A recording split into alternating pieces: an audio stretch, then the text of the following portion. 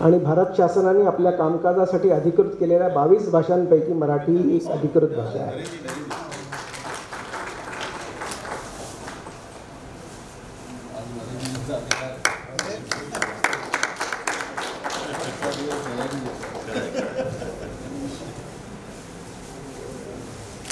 आजचे आपले मान्यवर वक्ते पुण्याहून आलेले प्राध्यापक मिलिंद जोशी, मुंबईहून आलेले प्राध्यापक नरेंद्र पाठक, अश्विनीताई मयेकर आणि परिसंवादाचे अध्यक्ष जबलपूरचे श्री प्रशांत पोळ. कार्यक्रमाचे मुख्य अतिथी श्री जयंत भिसे हे सर्व दीप प्रज्वलन करीत आहेत.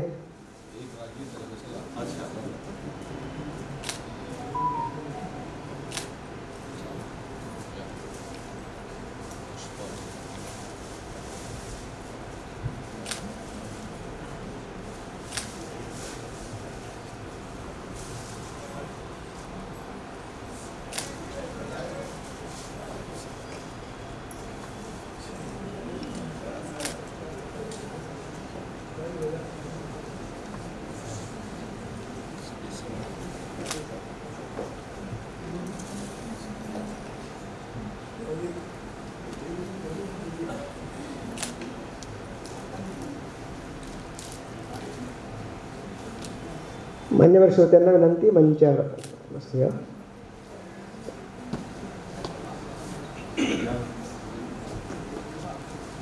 आज महाराष्ट्र कॉमर्स सभेच्या स्थापनेपासून सुरू झालेला श्री जयंत भिसे यांचा प्रवास, त्यानंतर महाराष्ट्र साहित्य सभा, साहित्य संवाद, आपुलकी आणि सानंद न्यास होत आता अल्लाउद्दीन का संगीत कला अकादमीपर्यंत पोहोचला आहे. 40-45 वर्षाच्या प्रदीर्घ तपस्येनंतर शासनाने त्यांच्या गुणांची आता ही योग्य दखल घेतलेली आहे आणि आता त्यांच्यावर जबाबदाऱ्यांची एक हे वाढतच चाललेली आहे. 2-3 महिन्यातच त्यांना 2-3 जबाबदाऱ्या दिल्या गेल्या आहेत. ग्वालियर स्थित मानसिंग तोमर संगीत विश्वविद्यालयाच्या सिनेटचे त्यांना सदस्य नामित करण्यात आले आहे.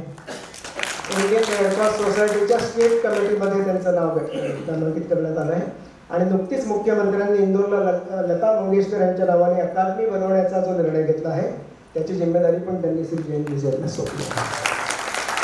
जयंत भिसे यांच्या तडफदार कार्यशैलीचा नमुना म्हणजे गेली 10 वर्षे इंदोरच्या अन्नपूर्णा क्षेत्रामध्ये VIP परस्पर नगर इथे 1500 सीट कॅपॅसिटीचं ऑडिटोरियम बनवून तयार आहे. त्याचं सिव्हिल वर्क पूर्ण झालेलं आहे, फक्त इंटिरियर झालं नाही म्हणून ते रिकामे सुबते चिन्ह देऊन त्याचं स्वागत करावं. आजच्या कार्यक्रमामध्ये मुक्त संवाद आणि मध्य प्रदेश मराठी साहित्य संघ भोपाळ हे पण सहभागी आहेत.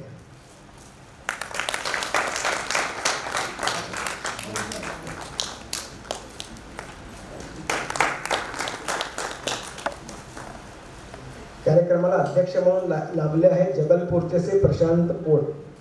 श्री प्रशांत पोळ हे इलेक्ट्रॉनिक्स आणि टेलिकम्युनिकेशन या विषयात इंजिनियर आहेत आणि IT क्षेत्रात त्यांना 35 वर्षाहून जास्तीचा अनुभव आहे.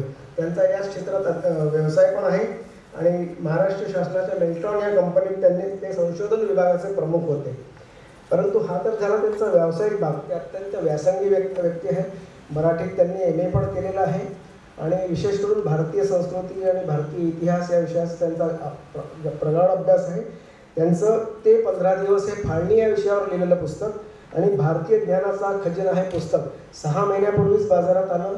त्यांचे अनेक भारतीय भाषांमध्ये अनुवाद झाले आहे आणि 4 आणि 5 आवृत्त्या या पुस्तकांच्या झाल्या आहेत. अशी ही पुस्तकं तडाखेबंद त्यांची विक्री होत आहे. प्रशांत पोळ यांच्या वक्तृत्वाचा अनुभव आपण एकदा घेतला आहे. श्यामच्याई या विषयावर परिसंवादाकरता त्यांना आम्ही साहित्य संमेलनात बोलवलं होतं. अत्यंत उत्कृष्ट वक्ता आहे प्रशांत पोळ आहे आणि अनेक मासिकांमधून त्यांचे लेख येत राहतात. तरुण भारत, विवेक, एकता, पांचजन्य ऑर्गनायझर सतत लिहित राहतात. अनेक जागी त्यांची व्याख्याने झाली आहे आणि व्यवसायाच्या निमित्ताने जगभरातल्या देशांमध्ये त्यांचा दौरा झालेला आहे. महाकौशल्य विश्व संवाद केंद्राचे ते अध्यक्ष पण आहेत. त्यांचे स्वागत करण्यासाठी मी श्री प्रज्ञेश वाघास्कर यांना पाचारण करतो. स्मृतिचिन्ह आणि पुष्पगुच्छ देऊन त्यांचं स्वागत.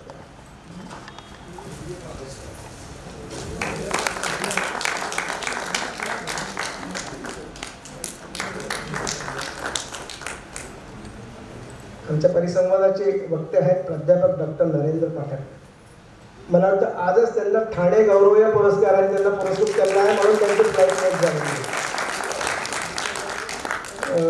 डॉक्टर पाठक हे MCOM PhD असून 34 वर्षाचा त्यांना अध्यापनाचा अनुभव आहे आणि त्यांना सर्वोत्कृष्ट शिक्षकाचा राष्ट्रीय पुरस्कार मिळालेला आहे. ते मुंबईच्या SK सोमय्या कनिष्ठ महाविद्यालयात 7 वर्षे प्राचार्य होते. गेली 20 वर्षे ते चैत्री वासंतिक या दिवाळी अंकांचं संपादन लेखन करत आहेत. अनुभवाची वाट आहे त्यांचं ललितबंध पुस्तक प्रकाशित झालं आहे. ते film and television institute of इंडियावर शासकीय सदस्य म्हणून नियुक्त होते. राज्य शिक्षण मंडळाच्या आणि बालभारती अभ्यास मंडळाच्या सदस्यपदी पण त्यांनी अनेक वर्ष कार्य केले आहे.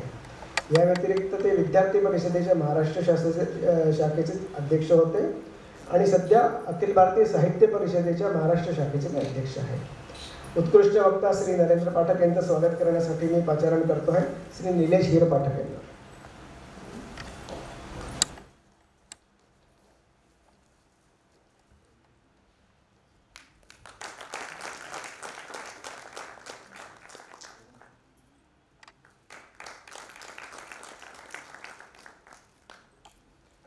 आमचे दुसरे वक्ते आहेत प्राध्यापक मिलिंद जोशी.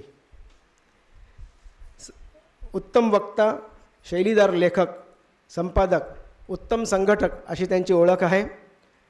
व्याख्यानाच्या निमित्ताने महाराष्ट्रात चांदा ते बांदा आणि बृहन महाराष्ट्रातले जवळजवळ सगळे प्रमुख शहर आणि विदेशात पण त्यांची व्याख्याने झाली आहेत. त्यांच्या व्याख्यानाचा एक थोडासा आढावा घ्यायचा असेल तर विवेकानंद जन्मशताब्दी वर्षामध्ये त्यांची महाराष्ट्रात 100 व्याख्यानं झाली या विषयावरती. आणि नैनिताल येथे महर्षी अरविंदांच्या याच्यावर त्यांचं सतत 8 दिवस रोज 2 तास व्याख्यान झालेलं आहे. अत्यंत फ्रडे वक्ता श्री मिलिंद लेखक हे सिद्धहस्त लेखक पण आहे. त्यांचे अनेक कथासंग्रह, विनोदी कथासंग्रह आणि अनेक स्मरणिकांचे आपण संपादन पण केलेले आहे. शिवाजी सावंत यांनी त्यांनी चरित्र लिहिलं आहे आणि ते अत्यंत प्राचार्य नावाचं ते चरित्र अत्यंत गाजलेलं आहे. मिलिंद जोशी यांना अनेक पुरस्कार मिळालेले आहेत. त्याच्यातलं गदिमा प्रतिष्ठानचा चैत्रबन पुरस्कार, पुणे फेस्टिवल पुरस्कार, खूप मोठा बायोडाटा आहे मिलिंद सरांचा. मी सांगितलं तर खूप वेळ जाईल, म्हणून सर क्षमा मागतो आपली. आणि आपल्या स्वागतासाठी मी प्राचार्य करतो श्री राहुल तेलंग यांना. मिलिंद पाठक 3 वेळा आपल्या कार्यक्रमात येऊन चुकले, 4थ्यांदा आपण ऐकण्याचा योग आला आहे आणि दरवेळेस आम्हाला नवीन काहीतरी त्यांच्यात ऐकायला मिळतं. पुणे महाराष्ट्र साहित्य परिषदेचे आपण सर्वात तरुण कार्यवाह. नवे उपक्रम ते महाराष्ट्र साहित्य परिषदेमध्ये राबवत असतात. मिलिंद जोशी सरांना आज खूप दिवसांनी आपल्याला खूप वर्षाच्या गॅपनंतर ऐकायचा योग आलेला आहे. आणि आपले जे एक वक्ता आहे अश्विनी मयेकर. आपण मुंबई विद्यापीठातून मराठी आणि सौंदर्यशास्त्र या विषयामध्ये आणि पदवी घेतली आणि पत्रकारिता विषयात मास्टर्सची डिग्री घेतली. आपण दूरदर्शनच्या सह्याद्री वाहिनीवरती 6.5 वर्ष वृत्त विभागात भाषांतरकार व संपादक म्हणून काम केलं आहे आणि श्रुतिका लेखन पण केलं आहे. तरुण भारतमध्ये सदर लेखन पण केलं आहे. मुख्य म्हणजे सर्वांना परिचित असलेले साप्ताहिक विवेकचं ते गेली 6 वर्षे कार्यकारी संपादक पद भूषवित आहेत. उत्तम वक्ता अश्विनीताई मयेकर यांच्या स्वागताला मी सौ ऐश्वर्या डगावकर यांना पाचारण करतो.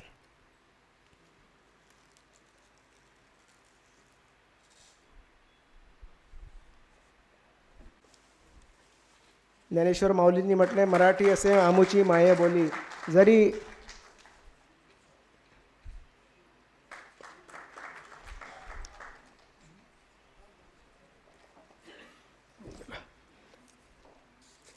परभाषेतही व्हा पारंगत ज्ञान साधना करा तरी माय मराठी मरती इकडे परकीचे पद चेपू नका. भाषा मरता देशही मरतो, संस्कृतीचाही दिवा विझे. गुलाम भाषिक होऊन आपुल्या प्रगतीचे शिर कापू नका. तर आज आपण आपल्या मान्यवर वक्त्यांचे विचार ऐकूया आणि मी आता आपले याचे सूत्र श्री प्रशांत पोळ यांच्याकडे सोपवतो. मान्यवर अतिथींना निवेदन आहे की आपण समोर बसून यांच्या भाषणाचा आपण बोलला. उदयजी आयोजक आहे ना सर आजच्या कार्यक्रमाचे. पण मुक्त संवादतर्फे त्यांना स्मृतिचिन्ह देण्यासाठी मी हर्ष पेडणेकर यांना विनंती करतो. स्मृतिचिन्ह उदयजींना द्यावं. ते भोपाळून आमच्या तिथे आहे. स्मृतिचिन्ह मदन बोबडेजींना विनंती करतो. नाही ठीक ठीक आहे, देऊन दे, तू देऊन दे.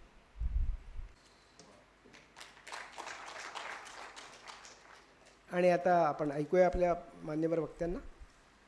प्रशांतजी सूत्र आता आपल्या हातात. रसिक आणि दर्दी श्रोत्यांच्या समोर आणि त्यातून मराठी भाषा या विषयावर परिसंवाद.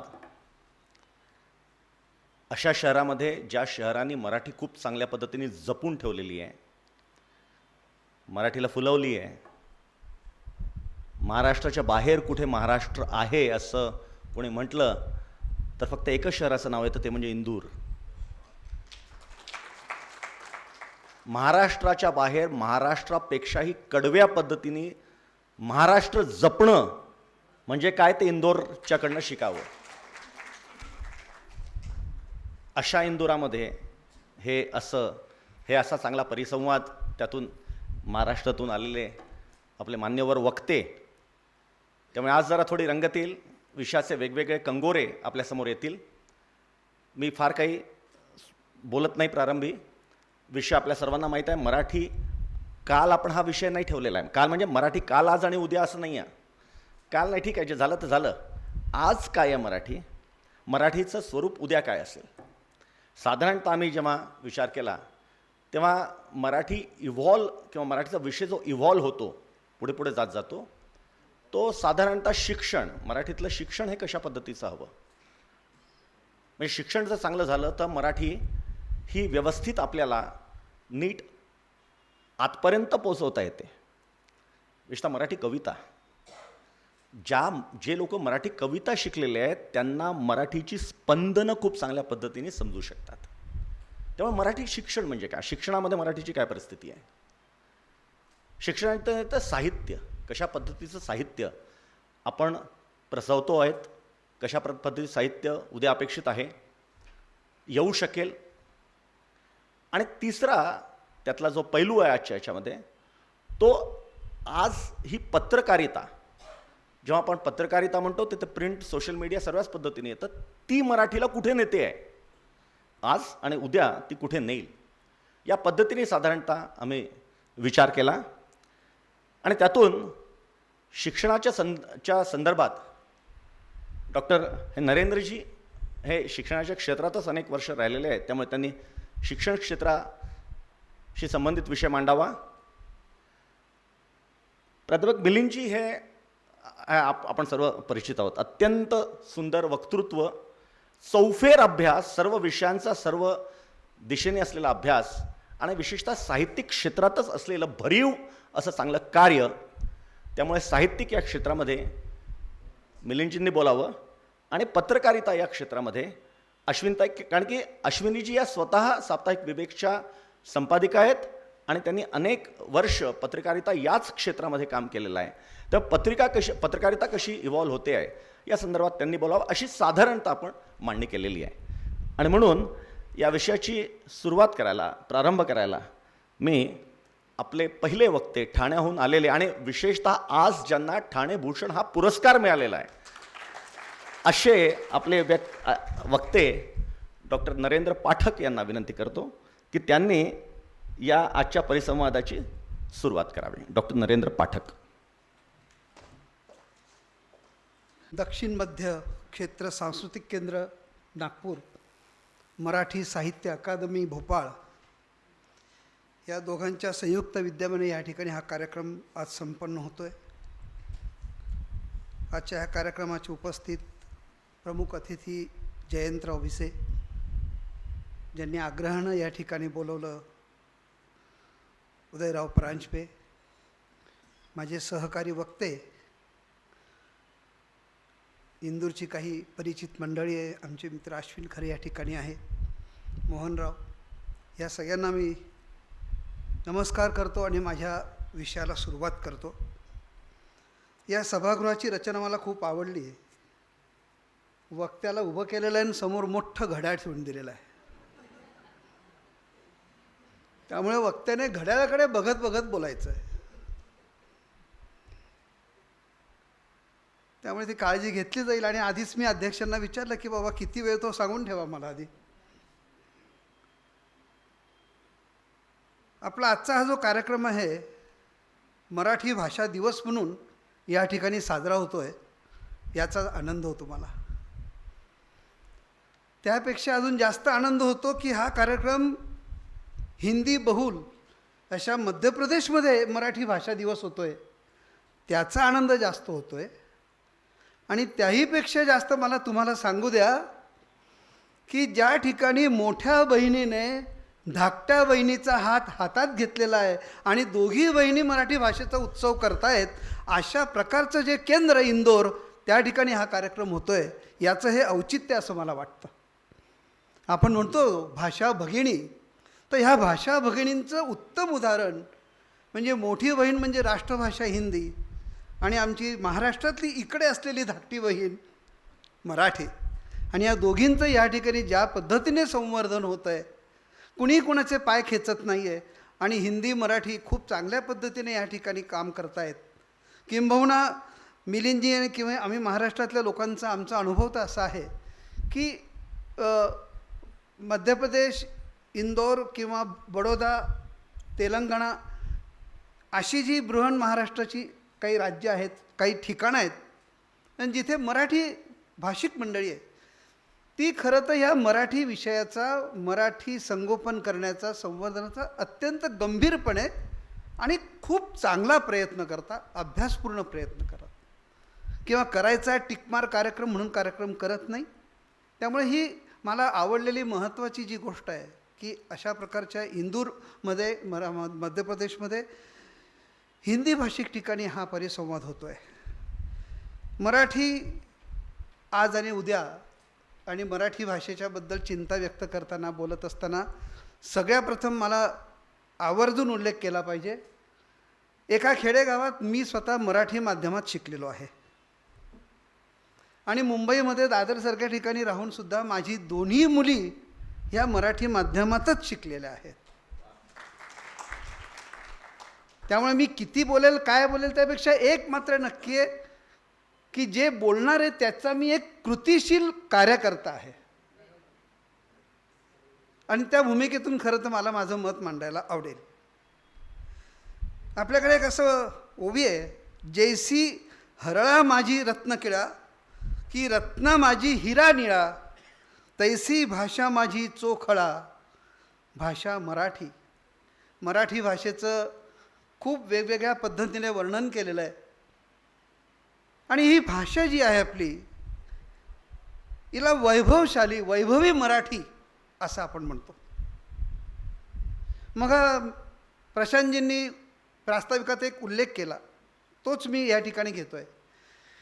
या परिसंवादाचा विषय घेताना मराठी आज आणि उद्या म्हणजे आयोजकांना भूतकाळ जो आहे तो या ठिकाणी अपेक्षित नाही आहे, काल असं म्हटलेलं नाही आहे. आणि त्याचं कारण अगदी स्पष्ट आहे, आमचा भूतकाळ मराठी भाषेचा वैभवशालीच होता, त्याच्याबद्दल चिंता करायचीच नाही आहे.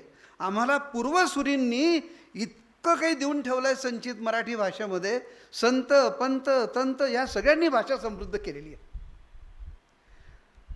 अनेक वेळेला महाराष्ट्रामध्ये सुद्धा कॉलेजेसमध्ये चिंता व्यक्त केली जाते या भाषेचं काय होईल. मी अनेक वेळेला असं म्हणतो की जोपर्यंत कष्टकरी, शेतकरी आणि वारकरी आहेत तोपर्यंत मराठी भाषेला काही मरण येणार नाही. कारण ही भाषा जी आहे ही वारकऱ्यांची भाषा आहे आणि नुसती वारकऱ्यांची भाषा नाही आहे, तर गेली 700, 800, 1000 वर्ष संतांनी ही भाषा टिकवलेली आहे. आज आमच्या संत परंपरेमध्ये अगदी ज्ञानेश्वरांपासून तुकोबापर्यंत संतांनी ज्या ज्या रचना केल्या त्या त्या सगळ्या रचना या माय मराठीमध्ये, आणि आज 700, 800, 1000 वर्षानंतरही त्या कालसुसंगत आहे. त्यांनी त्या वेळेला जी जी मांडणी केली, म्हणजे ज्ञानेश्वरांवरती अत्याचार झालेत, पण त्यांनी शेवटी जे मागणं मागितलं, आता विश्वात्मके देवे, किती सुंदर प्रार्थना आहे. विश्वात्मक देवाला त्यांनी मागणं मागितलेलं आहे. जे पसायदान आहे ते उत्तम मराठीतलं आहे. ही एवढी सुंदर मराठी भाषा आहे. तुकाराम महाराज कुठल्या शाळा कॉलेजात नाही गेलेत, पण त्या गाथेवरती अनेकांनी PhD केलेली आहे. आणि तुकोबा महाराज म्हणतात, शब्दाची तर शस्त्रे त्यामुळे संतांनी त्या त्या वेळेला ज्या पद्धतीने रचना केलेल्या आहेत, ह्या रचना आज 700-800 वर्षानंतरही तरुणांसाठी, व्यवहारासाठी, सगळ्यांसाठी या तेवढ्याच महत्त्वाच्या. आणि म्हणून भाषा ही काल कशी होती त्याच्याबद्दल आपण चर्चा न करता आपल्या पूर्वसुरींनी आमच्या पदरात आज जे घातलेलं आहे ते खरंच आज कसं असेल, आजची स्थिती काय आहे, आणि आम्हाला भविष्यकाळ जो आहे तर या भविष्य काळामध्ये आम्हाला या संदर्भात काय करता येईल, या संदर्भात आपल्याला या ठिकाणी थोडीशी चर्चा करायची आहे. भविष्याचा जर विचार केला तर अलाराम आहे, धोक्याची घंटा आहे. म्हणजे मराठी भाषा आज आणि उद्या असं म्हणत असताना मी उद्यापासून सुरुवात करतोय. भविष्यात काय आपण तर आज काय करत आहे आपण नंतर बघू. त्यामुळे मला उद्याचा जेव्हा विचार करतो, कदाचित पुढच्या 25 वर्षात 50 वर्षात, तर त्यावेळेचा विचार केला तर आज स्वाभाविकपणे मराठी भाषेला एक अलार्म बेल जी आहे, धोक्याची घंटा, ही ऑलरेडी मिळायला सुरुवात झाली आहे. आणि ही केवळ मराठी भाषेसाठी नाही आहे, तर ही सगळ्या भारतीय भाषांसाठी आहे. म्हणजे आमच्या मुंबई विद्यापीठामधले कन्नडसारखे विभाग होते ते बंद व्हायला लागलेले आहेत. मराठी विभागाला विद्यार्थी कमी मिळायला लागलेत. मी सोमय्यासारख्या मोठ्या महाविद्यालयात होतो, त्या ठिकाणी कच्ची गुजराती मॅनेजमेंट असून सुद्धा आम्हाला गुजरातीचे वर्ग वाचवायचे कसे, हा प्रश्न आहे. त्यामुळे केवळ मराठी भाषेच्याबद्दल नाही तर एकूणच सगळ्या भारतीय भाषा, आपल्या ज्या मातृभाषा आहेत, या मातृभाषांना मात्र एक प्रकारची अशी एक धोक्याची घंटा कुठेतरी खणखणते आहे. आणि याचं कारण काय तर आपल्या सगळ्यांना दिसतंय की ज्या वेगाने जागतिकीकरण झालेलं आहे, ज्या वेगाने ज्ञान, विज्ञान, तंत्रज्ञानमध्ये बदल व्हायला लागलेले आहेत, परकीय विद्यापीठांचा आमच्याकडे मुक्त प्रवेश सुरू झालेला आहे. आणि केवळ मुख्य परकीय विद्यापीठं नाही तर त्याच्या आधी किंडर गार्डन ज्याला म्हणतो आपण, परदेशी मंडळं जी आहे, CBSE, ICSE किंवा इंटरनॅशनल बोर्ड्स, याची संख्या तर वेगाने वाढलेली आहे. आणि आमच्या मायबाप सगळ्या पालकांना, समाजातल्या सगळ्या धुरीणांना वाटतं की आमचं मूल जर इंटरनॅशनल शाळेत नाही गेलं तर आमचं समाजातलं स्टेटस एकदम डाऊन होणार आहे. एक खुळी कल्पना जी आहे. आणि या पद्धतीने बऱ्यापैकी इंग्रजी माध्यमांच्या शाळांचा जो विस्तार सगळीकडे होतोय, काही वेळेला बोलत असताना महाराष्ट्राचे संदर्भ माझ्या ह्याच्यात कदाचित जास्त असतील. त्याच्याचबरोबर दुसरं, इंग्रजी ही ज्ञानभाषा हे आम्ही स्वीकारलं. आणि हे बोलत असताना कुणालाही आपल्यापैकी, मला किंवा आपल्यापैकी कुणालाही परकीय भाषेचा किंवा इंग्रजी भाषेचा दुस्वास मुळीच नाही. वाघिणीचं दूध असं आपण म्हणतोच. आणि ज्ञानभाषा आलं पाहिजे, इंग्रजी आलं पाहिजे हे जेव्हा आपण म्हणतो तेव्हा एक नक्की आहे की आमच्या घराचा दरवाजा आहे ना तो मातृभाषेचा पाहिजे. बाकी खिडक्या वगैरे त्या इंग्रजी असल्या तर काही हरकत नाही. मात्र घरातला प्रवेश आहे, मुख्य दरवाजा हा मातृभाषेचा पाहिजे. आणि जशी खिडक्यांची आवश्यकता ही सूर्यप्रकाश, हवा येणे जाण्यासाठी आहे, तसं इंग्रजी माध्यमाचं असावं. त्यामुळे आपण इंग्रजीच्या विरोधासाठी की आजचा परिसंवाद घेतलेला नाही, ते आवश्यक आहे. परंतु समाजाच्या केंद्रस्थानी, शिक्षण व्यवस्थेच्या केंद्रस्थानी एक असा समज झालेला आहे की आमच्या मुलांना इंग्रजी माध्यमात टाकलं तरच ते पुढच्या जगाच्या स्पर्धेत टिकून राहतील, नाहीतर ते टिकूच शकणार नाही. दुसरं, शिक्षणाचं झालेलं व्यापारीकरण. प्रोफेशनल हा शब्द फार वेगळा आहे, प्रोफेशनल नक्की असावं. पण आत्ता एकूणच शिक्षणाच्या क्षेत्रामध्ये जी उल्लेख केला मी वेगवेगळ्या प्रकारची किंडर गार्डन, प्ले ग्रुप, अमुक किंवा वेगवेगळ्या शाळा, खाजगी शाळा, परकीय मंडळांच्या शाळा, ही एक प्रकारची छोटी छोटी दुकानं झालेली आहेत, स्वायत्त बोर्ड झालेली आहेत. त्यामुळे त्याचं जे व्यापारीकरण झालं आहे, शिक्षणाचा होत असलेला धंदा, त्याचबरोबर या सगळ्याच्या पार्श्वभूमीवर शासनाची या विषयाकडे बघण्याचा दृष्टिकोन हा एक महत्त्वाचा भाग आहे. म्हणजे समाजात काही दोष असतीलही, पॉलिसी मेकिंगमध्ये असतील, पण ह्यामध्ये शेवटी शासन, मग ते केंद्र सरकार असेल, राज्य सरकार असेल, त्या त्या ठिकाणच्या स्थानिक संस्था असतील, त्यामुळे त्या तिथल्या स्थानिक संस्था किंवा राज्य शासनांना या विषयामध्ये किती स्वारस्य आहे मातृभाषेच्या शाळा टिकवण्यामध्ये. बडोद्यामध्ये मी अनेक वेळेला जातो, पण बडोद्यासारख्या ठिकाणी जिथे पूर्वी म्हणजे गुजरात राज्य आहे, पण बडोदा, आनंद, अहमदाबाद या ठिकाणी गुजराती माध्यमाच्या सुद्धा शाळा आता कमी कमी होत चाललेल्या आहेत. कारण हेच आहे त्याच्यातलं. बरं, हे सगळं होत असताना मातृभाषेच्या अस्तित्वाचा प्रश्न तर निर्माण होतो आहे. ज्या पद्धतीने समाज व्यवस्थेत हे बदल होत आहेत, तर या सगळ्याचा परिणाम काय शेवटी? तर याचा परिणाम म्हणजे ह्या सगळ्या बदलांच्यामुळे इंग्रजीचं वाढतं प्रस्थ आणि त्याच्याबरोबर माध्यमांवर परिणाम होतो.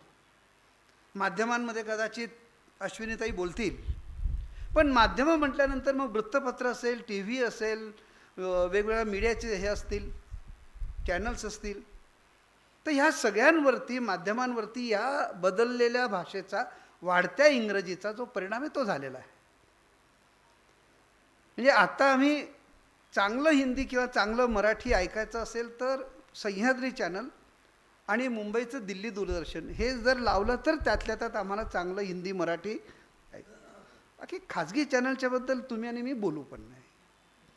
म्हणजे बातम्यांच्यामध्ये जे काही शब्दप्रयोग केले जातात, जी भाषा आणि जी इंग्रजीतली विशेषणं इथे वापरली जातात, हा परिणाम कशाचा आहे? तर हा झालेल्या, बदलत गेलेल्या, इंग्रजाळलेल्या मराठीचा परिणाम आहे.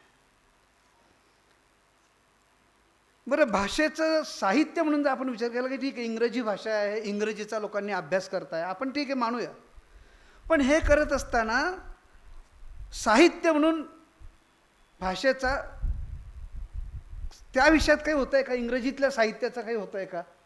किंवा इंग्रजीतल्या साहित्याचा काही सविस्तर अभ्यास केला जातो आहे का? तर तोही आवाका दिसत नाही. म्हणजे एकीकडे केशवसुतांची तुतारी अडगळीत पडते आणि दुसरीकडे वर्ड्सवर्थचं डॅफोडिलसुद्धा कोमेजून गेलेलं दिसतं. धड इंग्रजीही नाही, धड मराठीही नाही. म्हणजे साहित्य क्षेत्रातही तशी अवस्था, शिक्षण क्षेत्रातली अवस्था, माध्यमांवर झालेला परिणाम. आणि आत्ता मोहनजींनी जे एक वाक्य वापरलं, जो कुसुमाग्रजांनी केलेला महत्त्वाचा त्यावेळेचा इशारा आहे, भाषा मरता देशही मरतो, संस्कृतीचाही दिवा विझे.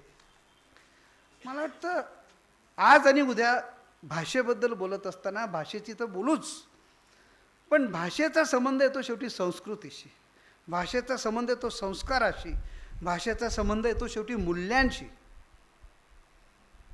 साध्या साध्या गोष्टीचं बघू की भाषेने संस्काराचा काय फरक पडतो.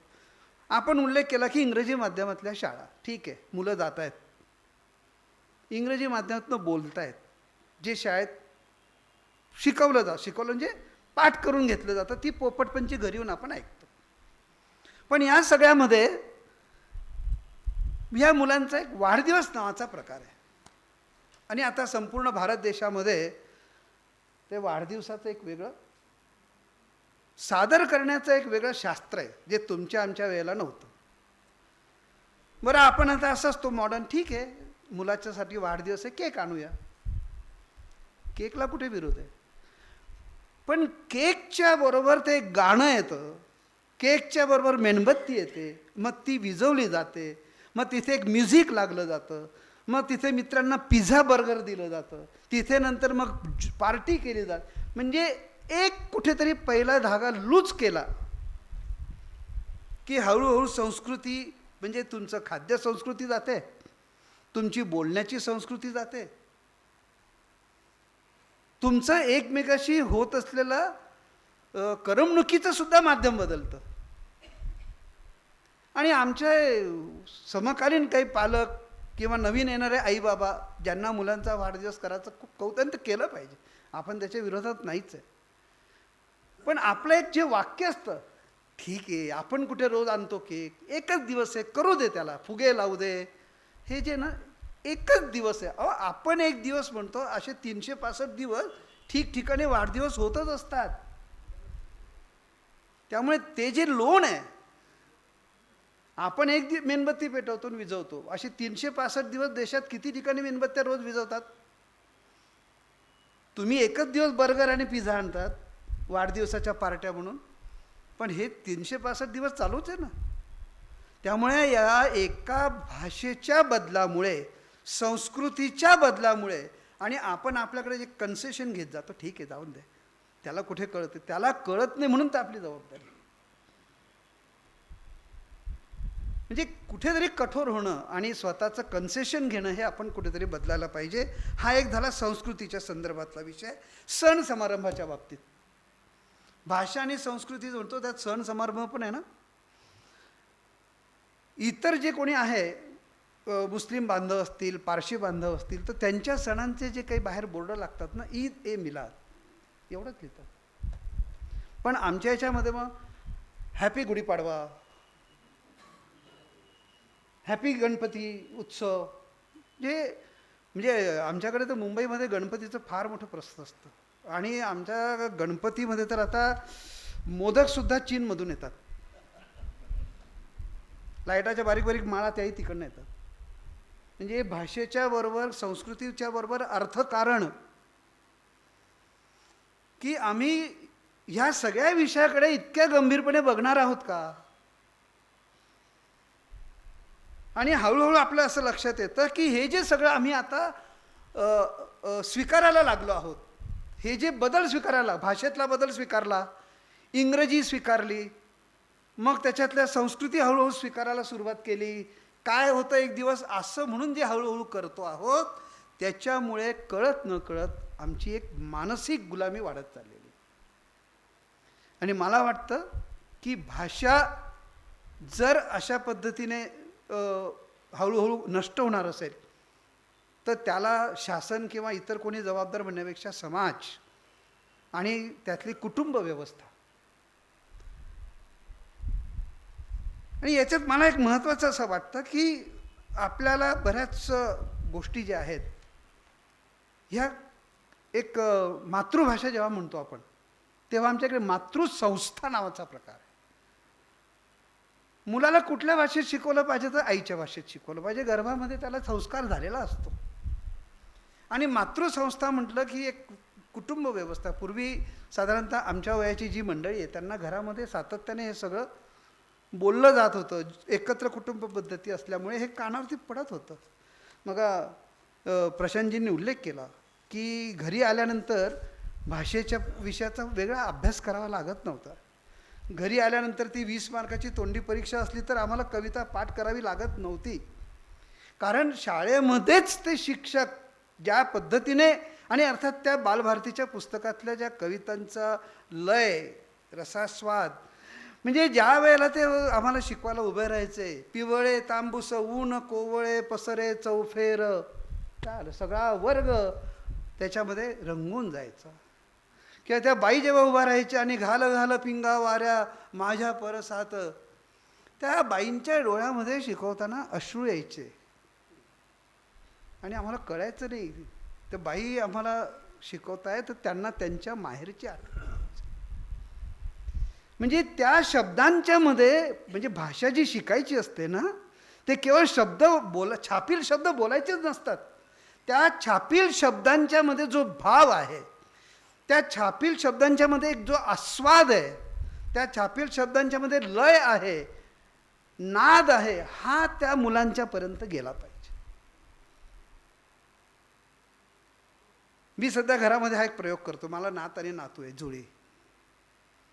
तर आम्ही काय नाही, गेले एक 7-8 महिने त्यांच्याशी घरामध्ये जुनी कविता, गाणी आणि काही त्यातले गडगडाट, खडखडाट, धडधडाट, ही शब्द त्यांना इतकी आवडतात आणि याच्यातनं त्या मुलांना ती गोडी लागत जाते. त्यामुळे ह्या सगळ्यातनं मला असं वाटतं की भाषा हा जो विषय आहे, हा चिंतेचा विषय नसून कृतीचा विषय. हे जे बदल होणार आहेत, या बदलांच्या मध्ये आपल्याला स्वतःला आपली एक भूमिका पार पाडावी लागेल. आणि सगळ्यात महत्त्वाचं, जाता जाता 1-2 मिनिटात मी संपवतो, की आता राष्ट्रीय शिक्षण धोरण जे जाहीर झालेलं आहे, केंद्र सरकारने ज्या अनेक चांगल्या गोष्टी केल्या गेल्या 10-12 वर्षात, त्यातलं आजपर्यंत स्वातंत्र्य प्राप्तीच्या नंतर पहिल्यांदा एक चांगलं राष्ट्रीय शिक्षण धोरण आहे. आणि त्याच्यामध्ये स्पष्ट म्हटलं आहे की मुलाला पहिली 4 वर्ष हातात पाटी पेन्सिल द्यायचीच नाही. का द्यायची नाही? तर त्याचं जे आहे ते पंचेंद्रियांच्या मार्फतच शिक्षण झालं पाहिजे. डोळे, कान, नाक ह्या मार्फत त्याला जे अनुभव घ्यायचे आहेत, श्रवण केंद्राच्या त्याची जे कान आहेत त्याच्यातून तो तेवढा बहुश्रुत झाला पाहिजे. म्हणजे हे जे सगळे अनुभव आहेत, ह्या अनुभवातून त्या मुलाला शिकवायचं. आणि खरं तर मुलाला शिकवायचंच नसतं भाषा, ही तो ऑलरेडी आईच्या गर्भात असताना आपण त्याच्याशी बोलायचं असतं. आपण त्याच्याशी जितकं बोलू तितक्या पद्धतीने तो आपल्याला हे देतो, प्रतिसाद देत असतो. आणि सगळ्यात दुसरं मला असं वाटतं महत्त्वाचं याच्यामध्ये की भाषा ह्या विषयामध्ये बोलताना परत आनंदमूर्ती म्हणून कन्नड लेखक जे आहेत, साहित्यिक आहे, कन्नड साहित्यिक, त्यांनी तसं स्पष्ट म्हटलं आहे की इंग्रजी माध्यमाच्या शाळातून मुलांची सर्जनशीलता ही मारून टाकली जाते. कारण आपण जे बोलतो, बोलण्याच्या आधी आपण प्रत्येकजण आधी मनामध्ये विचार करतो, तो विचार आपण आपल्या भाषेतच करतो. आणि म्हणून ह्या राष्ट्रीय शिक्षण धोरणाप्रमाणे आपल्याला हा प्रयत्न करावा लागेल. आता आपलं मूल मराठी माध्यमात टाकायचं का इंग्रजी माध्यमात टाकायचं, माध्यमाची चर्चा आता करू नये. कारण तो त्याच्या पलीकडे आता गेलो. आता तो कुठल्याही माध्यमात शिकू द्या, आपली जबाबदारी त्याला मराठी भाषा शिकवता आली पाहिजे. त्याला मराठी भाषेची आवड निर्माण झाली पाहिजे. त्याला छोटी छोटी बालगीतं आणि मराठी साहित्याची आवड जर मुलाला लावायची असेल, मिलिंदजी आपण साहित्य महामंडळात अनेक वर्ष आहात, साहित्य महामंडळाचा आग्रहाचा विषय असला पाहिजे आता आगामी काळात की जर इंग्रजी माध्यम मराठी माध्यम असं सगळं असेल तर बाल साहित्यिक आणि बाल साहित्यिकांनी त्यांच्या साहित्यातून अशा प्रकारचं जर चांगलं चांगलं लहान मुलांसाठी कविता लिहिल्या, बडबडगतं लिहिली तर ती लहान मुलांपर्यंत पोचतील. आणि हे पालक आणि विद्यार्थी यांनी करायला. बाकी अभिजात भाषा वगैरे याच्यावरती मी काही बोलणार नाही. आमच्याकडे महाराष्ट्रामध्ये सध्या तो विषय खूप जोरात चाललेला आहे.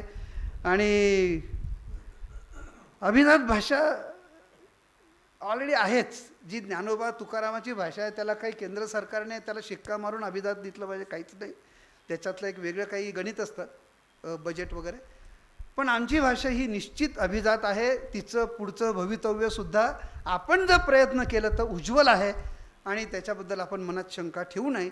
पण आपली स्वतःची पण एक त्याच्यात जबाबदारी आहे असं मला वाटतं.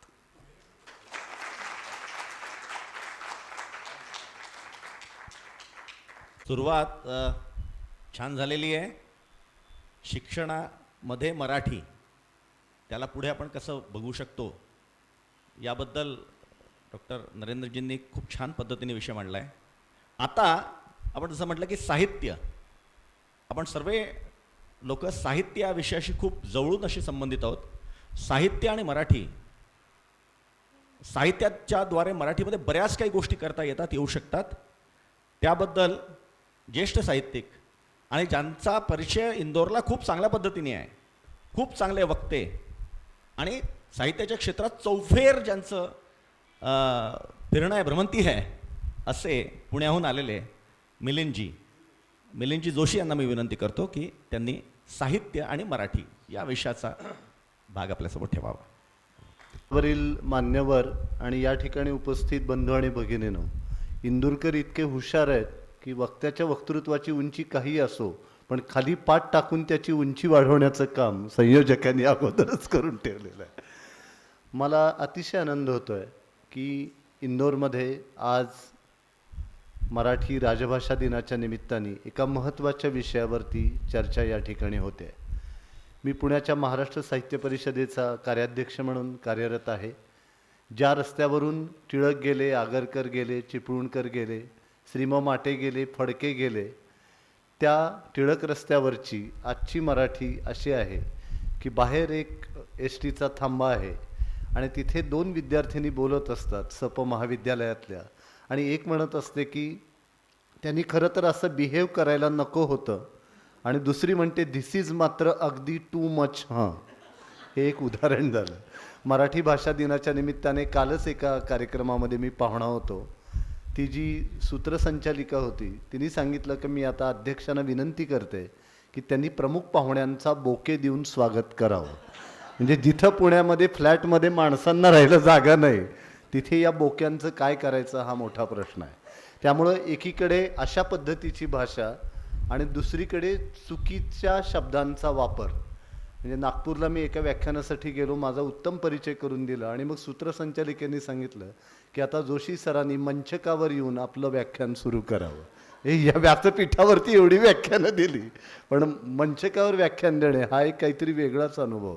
त्यामुळं ज्यावेळेला आपण भाषेच्या या ताजवेतोल शब्दांच्या वापराविषयी बोलतो त्यावेळेला आजचं वातावरण किती गढूळ झालेलं आहे याचं एक चित्र आपल्या डोळ्यासमोर उभं राहतं.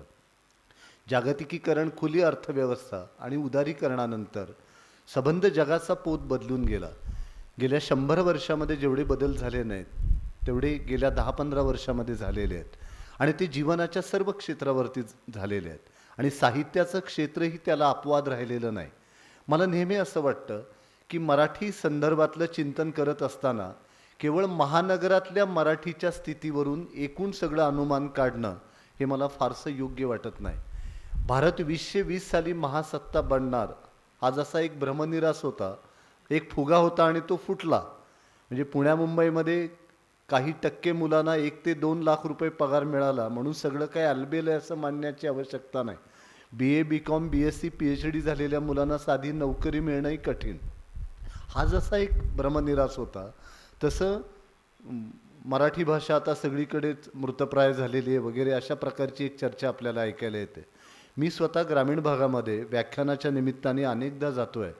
तिथे साहित्यिक कार्यक्रमांना ज्या पद्धतीचा प्रतिसाद मिळतो आहे विशेषतः ग्रामीण भागामध्ये आणि बृहन महाराष्ट्रामध्ये, मग हैदराबाद असेल, इंदोर असेल, भोपाळ असेल, बेळगाव असेल, छत्तीसगड असेल, हे सगळं पाहिल्यानंतर मराठीची इतकी चिंता करण्याचं कारण नाही. जागतिकीकरणानंतर एकूणच जागतिक जीवनशैलीमध्ये जे बदल झाले त्याचे परिणाम त्या त्या राष्ट्रातल्या भाषा आणि संस्कृतीवरती झालेले आहेत. त्यामुळे त्यांचा पोत बदलतोय पण त्या नष्ट होतील अशी काही चिंता करण्याचं कारण नाही.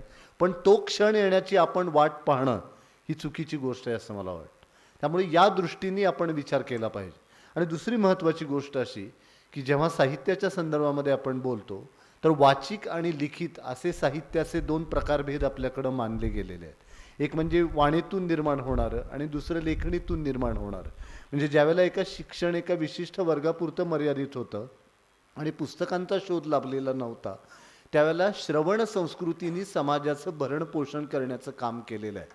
म्हणजे काकासाहेब गाडगीळ असं म्हणत असत की अरण्यामध्ये 2 माणसं एकमेकांना भेटली तर प्रथम ती एकमेकांशी बोलतील इतकं बोलणं स्वाभाविक आहे. म्हणजे ज्ञानेश्वरांनी सुद्धा ज्ञानेश्वरी आधी सांगितली आणि मग सच्चिदानंद बाबांनी ती लिहून घेतली.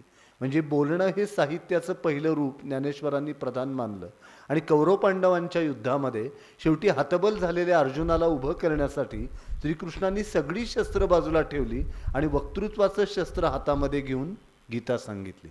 त्यामुळं लेखणी आणि वाणी ही दोन्हीही शब्दशक्तीची महत्त्वाची रूपं आहेत आणि त्यांना साहित्य संस्कृतीच्या गाभाऱ्यामध्ये महत्त्वाचं स्थान आहे. मला खंत याची वाटते की उद्याच्या साहित्याचा विचार आपण करत असताना आज आमच्या घरातली वाङ्मयीन संस्कृतीच हरपत चाललेली आहे. म्हणजे घरामध्ये पूर्वी आई वडील होते, त्यांना अनेक मुलं होती. आता घरामध्ये एकच मुलं असल्यामुळे प्रेम आणि अपेक्षा दोन्ही गोष्टींचा कडेलोट होताना दिसतो. आई वडील नोकरी करिअरच्या चक्रामध्ये अडकलेले आहेत. आजी आजोबांच्या रूपानं जी एक संस्कारपीठं घरामध्ये होती की ज्यांच्या गोष्टीतून, कथनातून, काव्यातून, स्तोत्रातून एक प्रकारचा श्रवणाचा संस्कार मुलांच्यावरती होत होता तो आज कुठेतरी थांबलेला आहे. आणि दुसरी महत्त्वाची गोष्ट अशी की हा श्रवण संस्कार की ज्यातून भाषेचा लहेजा, भाषेतले वेगवेगळे शब्द, त्या शब्दांच्या अर्थछटा या विद्यार्थ्यांच्यापर्यंत पोचतात, मुलांच्यापर्यंत, त्यामध्ये शिक्षक आणि पालकांची फार मोठी जबाबदारी असं मला वाटतं. आणि त्यामुळे पालकांना वेळ नाही अशी एकूण सगळी परिस्थिती आहे. मुलांची आपण जीवनशैली पहा की त्यांना शाळेमध्ये जायला 1 तास, घरी यायला 1 तास, शाळेमध्ये 6 तास, परत आल्यानंतर आईच्या आवडीचा 1 क्लास, बापाच्या आवडीचा 1 क्लास, बाईंनी दिलेला भाराभर गृहपाठ, या सगळ्या त्याच्या दिनचर्येमध्ये वाचन आणि खेळाला कुठेही स्थान नाही. आणि आईवडील तर नोकरी आणि करिअरच्या चक्रामध्ये अडकले, त्यांना मुलांशी बोलायला वेळ नाही. आणि दुसरी महत्त्वाची गोष्ट अशी की भाषा आणि साहित्याचं प्रेम विद्यार्थ्यांच्यामध्ये निर्माण करण्यामध्ये शिक्षकांची भूमिका खूप महत्त्वाची आहे. त्यामुळं आत्ता पाठकांनी जो उल्लेख केला की एक एक कविता 3-3 दिवस शिक्षक शिकवत असत. खबरदार जर टाच मारूनी झालं पुढे चिंदड्या, उडवीन राही राही एवढ्या. सावळ्यात आणलेलंचं हे चरित्र सांगणारी कविता बाईंनी 3 दिवस वर्गामध्ये शिकवलेली होती. आणि आज एकूण मराठी शिकवणाऱ्या शिक्षकांचं ज्ञान हाच एक खरा मोठा चिंतेचा विषय आजच्या काळामध्ये आहे. म्हणजे मिराजदार नेहमी गमतीने सांगत की एक शिक्षक असेच होते, उन्हाळ्याचे दिवस होते, एका लग्नामध्ये गेले आणि तिथे मस्त जिलबीचं जेवण होतं, नंतर मठ्ठा होता, आणि वर्गामध्ये आले आणि तास घ्यायला सुरुवात केली आणि त्यांनी कविता शिकवायला सुरुवात केली. ऐशा समयी रणात बाण मारीसी ताकात. तर मुलांना काहीच कळेना, म्हणजे रणामध्ये काय, ताकात काय, बाण काय. तर मग शेवटी एका मुलाने विचारलं की सर हे काही पटत नाही आहे. तर ते म्हणाले अरे फार सोपं आहे, पूर्वीच्या काळी युद्ध अशी टप्प्याटप्प्याने व्हायची. पहिलं सैन्य नाश्ता करून आलं की मग ते लढायचं, मग दुसरं सैन्य नाश्ता करण्यासाठी जायचं. तर पहिलं सैन्य असंच जेवण करण्यासाठी गेलं. तिकडं मंडप टाकलेला होता, छान पानं मांडलेली होती, युद्धभूमीवर बरं का, कोशिंबीर, चटणी, लोणचं सगळं मांडलेलं, आणि त्यामध्ये मठ्ठ्याचा द्रोण ठेवलेला होता. रामाने जो बाण मारला म्हणाले तो राक्षसांनी ठेवलेल्या त्या ताकाच्या द्रोणाला लागला. ऐशा समयी रणात बाण मारीसी ताकात. तर शेवटी शेवटच्या बाकावरती एक विद्यार्थी बसलेला होता, तो बहुतेक इंदोरचा असावा. तो पुढे आला आणि म्हणाला सर असं नाही आहे, ऐशा समयी रणात बाण मारी सीताकांत. ते तुम्ही सी इकडे घेतलंय आणि ताकात तिकडे घेतलाय, त्यामुळं तुमचा हा सगळा घोळ निर्माण झालेला. मला असं वाटतं की आई वडिलांकडून उच्चारले जाणारे शब्द, शिक्षकांच्याकडून उच्चारले जाणारे शब्द, या सगळ्यांचा खूप मोठा प्रभाव हा मुलांच्यावरती पडत असतो. म्हणून अडगुलं मडगुलं सोन्याचं कडगुलं रुपयाचं बाळा तान्या बाळा तीट लावू इथपासून चिवकाऊंच्या सगळ्या गोष्टींच्यापर्यंत एक मोठा संस्कार मुलांच्यावरती होत असतो आणि त्यातून त्यांची भाषा घडत असते. या श्रवणातून वाचनाकडे असा आपल्या समाजाचा प्रवास झालेला आहे. हे श्रवण कमी झालेलं आहे. म्हणजे आता मुलांना कुठल्या गोष्टी सांगायचं, उद्याचं साहित्य काय असेल, आमच्या मनामध्ये कधीही प्रश्न आले नाहीत की त्या महाराजांनी शाप दिला आणि मग कावळ्याचा राजपुत्र झाला किंवा राजपुत्राचा मोर झाला. आम्ही असले प्रश्न कधीही विचारले नाहीत, आणि विचारले तरी आम्हाला 2 धपाटे मग घालून आईवडिलांनी शांत बसवलं. पण आता आमच्या मुलांना ज्यावेळेला आम्ही चिवकाऊची गोष्ट सांगतो की कावळ्यांनी दगड आणून टाकलं आणि पाणी वर आलं, तर आजची मुलं चटकन विचारतात वेडाचा आहे का बाबा काऊ, स्ट्रॉनी नाही का पाणी प्यायचं. आता तुम्ही ज्या बालसाहित्याचा उल्लेख या ठिकाणी केला, तर ते बालसाहित्य किती प्रभावी असलं पाहिजे. म्हणजे आज बालसाहित्यिक जे आहेत ते आपलं बालपण डोळ्यासमोर ठेवून नव्या पिढीतल्या मुलांच्यासाठी लिहित आहेत, आणि दरम्यान काळाचं इतकं पाणी वाहून गेलेलं आहे की त्यामुळे त्यांना आपलं भावविश्व या साहित्यामध्ये आलेलं आहे हे पटायला तयार नाही. अशा पार्श्वभूमीवरती या बदलत्या काळाचा एक परीघ लक्षात घेऊन, एक वेग लक्षात घेऊन या मुलांनी लिहिलं पाहिजे असं मला वाटतं. एक काळ असा होता की साहित्य निर्मितीचा केंद्रबिंदू हा केवळ पुण्या मुंबईपुरता मर्यादित होता. आज ती परिस्थिती राहिलेली नाही. ग्रामीण, आदिवासी, दुर्गम भागातले लोक लिहायला लागलेले आहेत, आणि त्यांचं लेखन हे अगदी कसदार आहे. याचं कारण त्यांनी अनुभव खूप घेतलेले आहेत. म्हणजे त्यांनी जागतिकीकरण पाहिलं, खुली अर्थव्यवस्था पाहिली, उदारीकरण पाहिलं, त्यांनी दहशतवादी हल्ले पाहिले, त्यांनी शेतकऱ्यांच्या आत्महत्या पाहिल्या, त्यांनी तंत्रज्ञानाचा विस्फोट पाहिला, मातृदेवोभव, पितृदेवोभव, आचार्य देवोभव अशी संस्कृती असणाऱ्या या देशामध्ये आईवडिलांना सांभाळण्यासाठी कायदे करावे लागतात हे विदारक दृश्य त्यांनी पाहिलं. या पिढींच्या वरती इतकं सगळं आढळतं आहे आज, आणि कॉर्पोरेट कल्चरच्या नावाखाली जे एक प्रकारचं बौद्धिक शोषण होताना दिसतं आहे, अस्तित्वासाठीचा जो एक तीव्र संघर्ष त्यांना करावा लागतो आहे, या सगळ्यांचा वेध हा त्यांच्या साहित्यामध्ये आज येताना दिसतो आहे. त्यामुळं आज समाज माध्यमामुळं साहित्याचं लोकशाहीकरण झालं आहे. म्हणजे आता निरखीवाले मॅडम या ठिकाणी उपस्थित आहेत. एक काळ असा होता ज्या काळामध्ये आम्ही लिहित होतो, त्या काळामध्ये आम्हाला संधी मिळाली नाही म्हणून आम्ही लिहू शकलो नाही असं लेखकाला म्हणता येत होतं. मग गुणवत्ता हा भाग बाजूला राहत होता, पण एक कारण पुढं करता येत होतं. आज ती परिस्थिती राहिलेली नाही. समाज माध्यमामुळे साहित्याचं लोकशाहीकरण झालं आहे आणि प्रत्येकाला अभिव्यक्त होण्याची संधी झाली आहे, निर्माण झाली आहे. पण उद्याच्या साहित्याचा ज्यावेळेला आपण विचार करतो त्यावेळेला या मोठ्या प्रमाणामध्ये निर्माण होणाऱ्या साहित्याची गुणवत्ता काय, हा एक मोठा प्रश्न आहे. म्हणजे पूर्वी कुठलंही पुस्तक प्रकाशित व्हायचं असेल आणि ते मौजच्या श्रीपू भागवतांच्याकडे किंवा मॅजेस्टिकच्या कोठावळ्यांच्याकडे केलं तर कितीतरी वेळा त्याचं पुनर्लेखन करावं लागत असेल.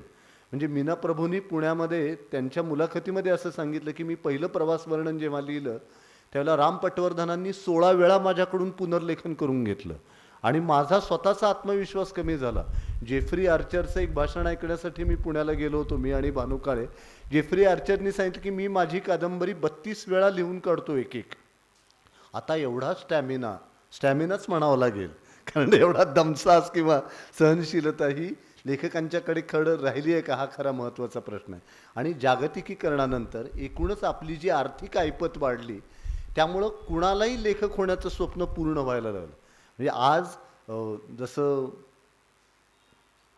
शिवाजीराव भोसले असं म्हणत असत की तुम्ही चिंतन करून लिहिलं पाहिजे. म्हणजे गाईच्या आचाळामध्ये दूध असतं म्हणून ती धार काढता येते, इतक्या सहजतेनं जेव्हा लिहिता येईल तेव्हा तुम्ही लिहिलं पाहिजे. आज तसं दिसत नाही. म्हणजे अभिव्यक्त झालं की लगेच पहिल्या दिवशी पुस्तक प्रकाशित, दुसऱ्या दिवशी पुरस्कार आणि तिसऱ्या दिवशी पुस्तक रद्दीमध्ये, अशी एकूण सगळी परिस्थिती आपल्याला दिसते. हा जो काळाचा एक प्रचंड वेग आहे, त्यामुळं एकांत आणि एकाग्रता ही मूल्य आहेत आणि ती साहित्यासाठी तर खूप महत्त्वाची आहे. साहित्य निर्मिती ही दुधाचं दही होण्या इतकी जलद प्रक्रिया नाही. एखादा अनुभव लेखकाला भिडल्यानंतर त्याच्या मनामध्ये त्याची स्पंदनं निर्माण होणं, त्यातून त्याला लेखनाची प्रेरणा मिळणं आणि त्याच्या हातून त्याची निर्मिती होणं, याला खूप वेळ लागणार आहे. म्हणजे मालवून टाकदीप चेतवून अंग अंग या ओळी सुचल्यानंतर राजसा किती दिसात लाभला निवांत संग हे सुचायला भटांना 3.5 महिने गेले आणि गीत 6 महिन्यांनी पूर्ण झालं. आपण म्हटलं असतं की काय पटकन लिहून टाकूया, कारण उद्या चाल लावून लगे यूट्यूबवरती ते प्रकाशित करायचं. प्रतिभेच्या अत्युच्च क्षणाची वाट पाहण्यासाठीची जी सहनशीलता आहे ती आजच्या पिढीकडे आहे का, हा खरा महत्त्वाचा प्रश्न आहे असं मला वाटतं. त्यामुळे साहित्याचं लोकशाहीकरण झाल्यामुळं तुम्हाला व्यासपीठ मिळालं, प्रकाशकाची तुम्हाला आवश्यकता राहिली नाही. समीक्षा नावाच्या गोष्टीचं साहित्य व्यवहारामध्ये एक महत्त्वाचं स्थान आहे. जसं समाजामध्ये न्यायव्यवस्था कोलमडली की अंधाधुंदी सुरू होते, तसं साहित्य व्यवहारामध्ये समीक्षेचं अधःपतन झालं की साहित्याचं अधःपतन सुरू होतं. उत्तम कलाकृतींचं सर्जन आणि दुय्यम कलाकृतींचं हनन हा समीक्षकांचा खरा धर्म आहे. पण आज समीक्षक, प्रकाशक, वृत्तपत्राचे संपादक हे सगळे एकत्र येऊन त्यांनी हा समीक्षा धर्म बुडवण्याचा जणू वसाच उचललेला आहे असं म्हटलं तर काही वावगं ठरणार नाही. म्हणजे आपण फड गाजवणे, कुस्ती गाजवणे, मैफल गाजवणे हे शब्द ऐकले होते, पण आता पुस्तक गाजवणे या नावाच्या रोगाने साहित्य विश्वाला पछाडलेलं आहे. आणि त्यामुळं दुय्यम दर्जाच्या कलाकृती या खूप गाजवल्या जातात आणि हा एक प्रकारची वाचकांशी केलेला व्यभिचारच आहे. हे आज जर अशा पद्धतीने वातावरण निर्माण झालं तर उद्या तुम्ही वाचकांना कसं या साहित्याकडे आकृष्ट करणार आहात, हा खरा महत्त्वाचा प्रश्न आहे असं मला वाटतं. मगाशी पाठक ज्या शिक्षणासंदर्भामध्ये बोलत होते ती गोष्ट आवर्जून या ठिकाणी सांगितली पाहिजे, कारण उद्याचा वाचक कोण असणार आहे. आज त्यांनी सांगितलं की इंग्रजी माध्यमांच्या शाळांच्याकडे सगळ्यांचा ओढा हा वाढतो आहे आणि तो अगदी स्वाभाविक आहे. आणि लोकांना असं आकारण वाटतं की इंग्रजीमध्ये शिक्षण घेतल्याशिवाय आपल्याला कर्तृत्वाला वाव मिळणार नाही. पण मला दुसरी एक गोष्ट महत्त्वाची वाटते की भाषा नुसती ओठातून येऊन चालणार नाही, ती पोटातून आली पाहिजे. आणि ती पोटातून येण्यासाठी त्या भाषेमध्ये त्या भाषकाचं पोट भरण्याचं सामर्थ्य आपण निर्माण केलं पाहिजे. त्यासाठी ती उद्योगाची भाषा झाली पाहिजे.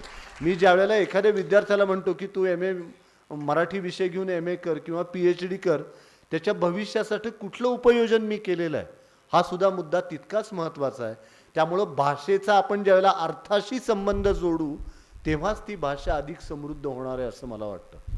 दुसरी महत्त्वाची गोष्ट म्हणजे शासनाने किती या सगळ्या गोष्टींकडे दखल द्यायची. म्हणजे लोकमान्य टिळकांनी असं म्हटलेलं होतं की आमच्यावरती राज्य झाले म्हणून काय झाले, आमच्या कानामात्रा वेलांट्यांच्यावरती ते होता कामा नये.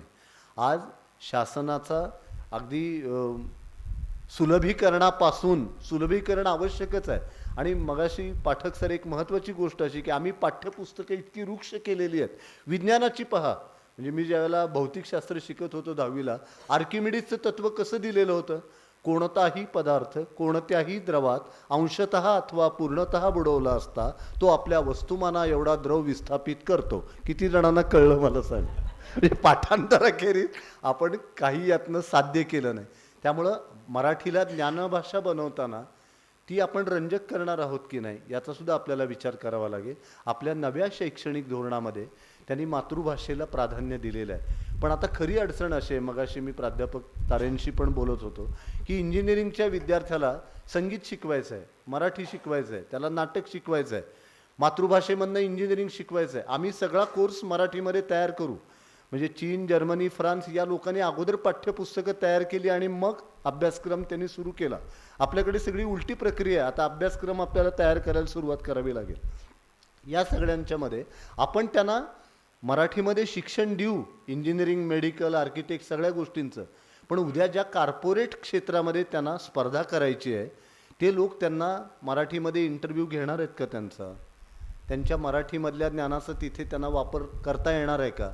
हे जे मूलभूत प्रश्न आहेत याच्यावर सुद्धा गांभीर्याने चिंतन होणं गरजेचं आहे. आणि मला नेहमी असं वाटतं की भाषा आणि संस्कृतीची स्पंदनं ही प्रथम मनामध्ये उमटतात आणि नंतर ती उच्चारातून आणि कृतीतून प्रकटतात.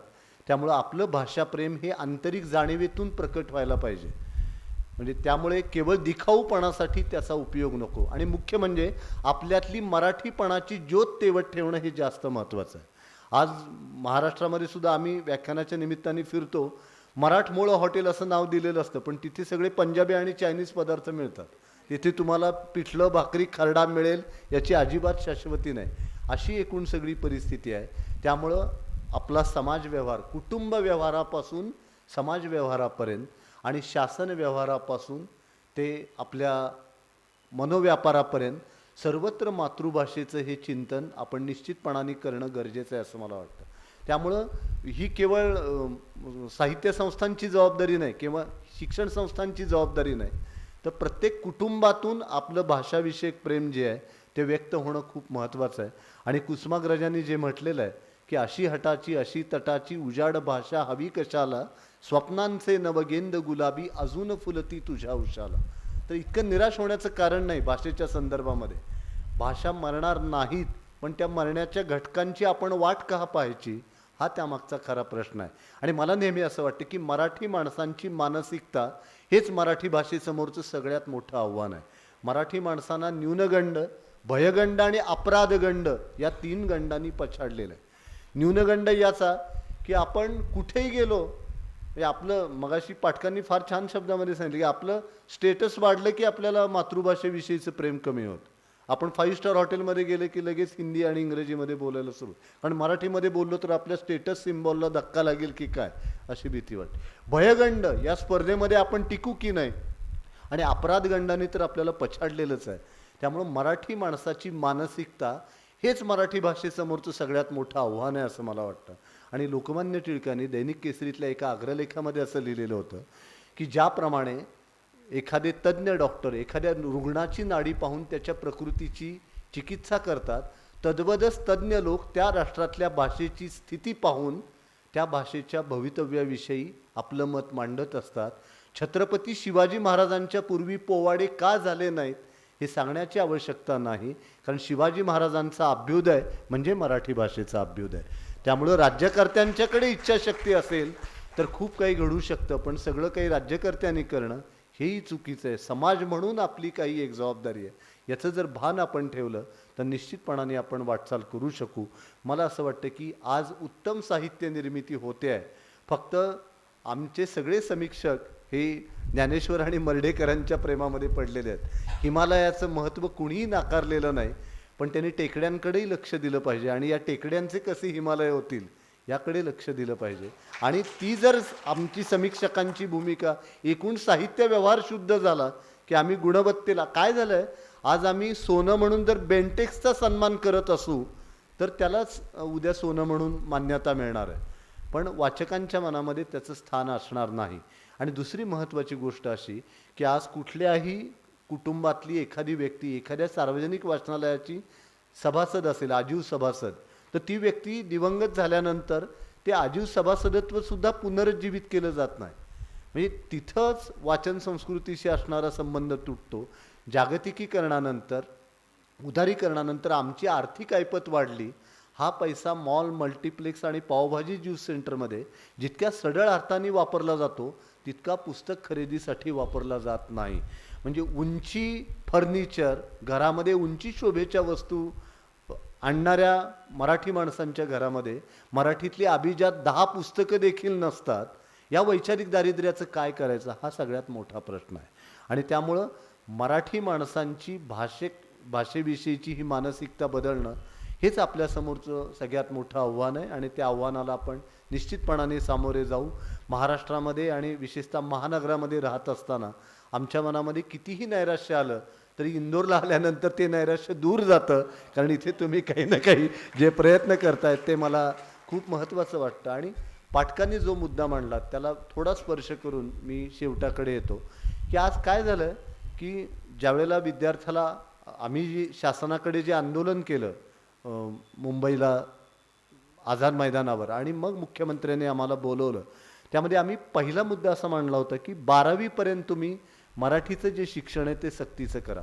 आज CBSE आणि ICSE बोर्डामध्ये काय, एकतर 8वीला ज्या वेळेला मुलांना भाषेचा स्वीकार करावा लागतो त्यावेळेला शिक्षकच सांगतात की तू मराठी घेऊ नको, तू जर्मन तरी घे किंवा संस्कृत तरी घे.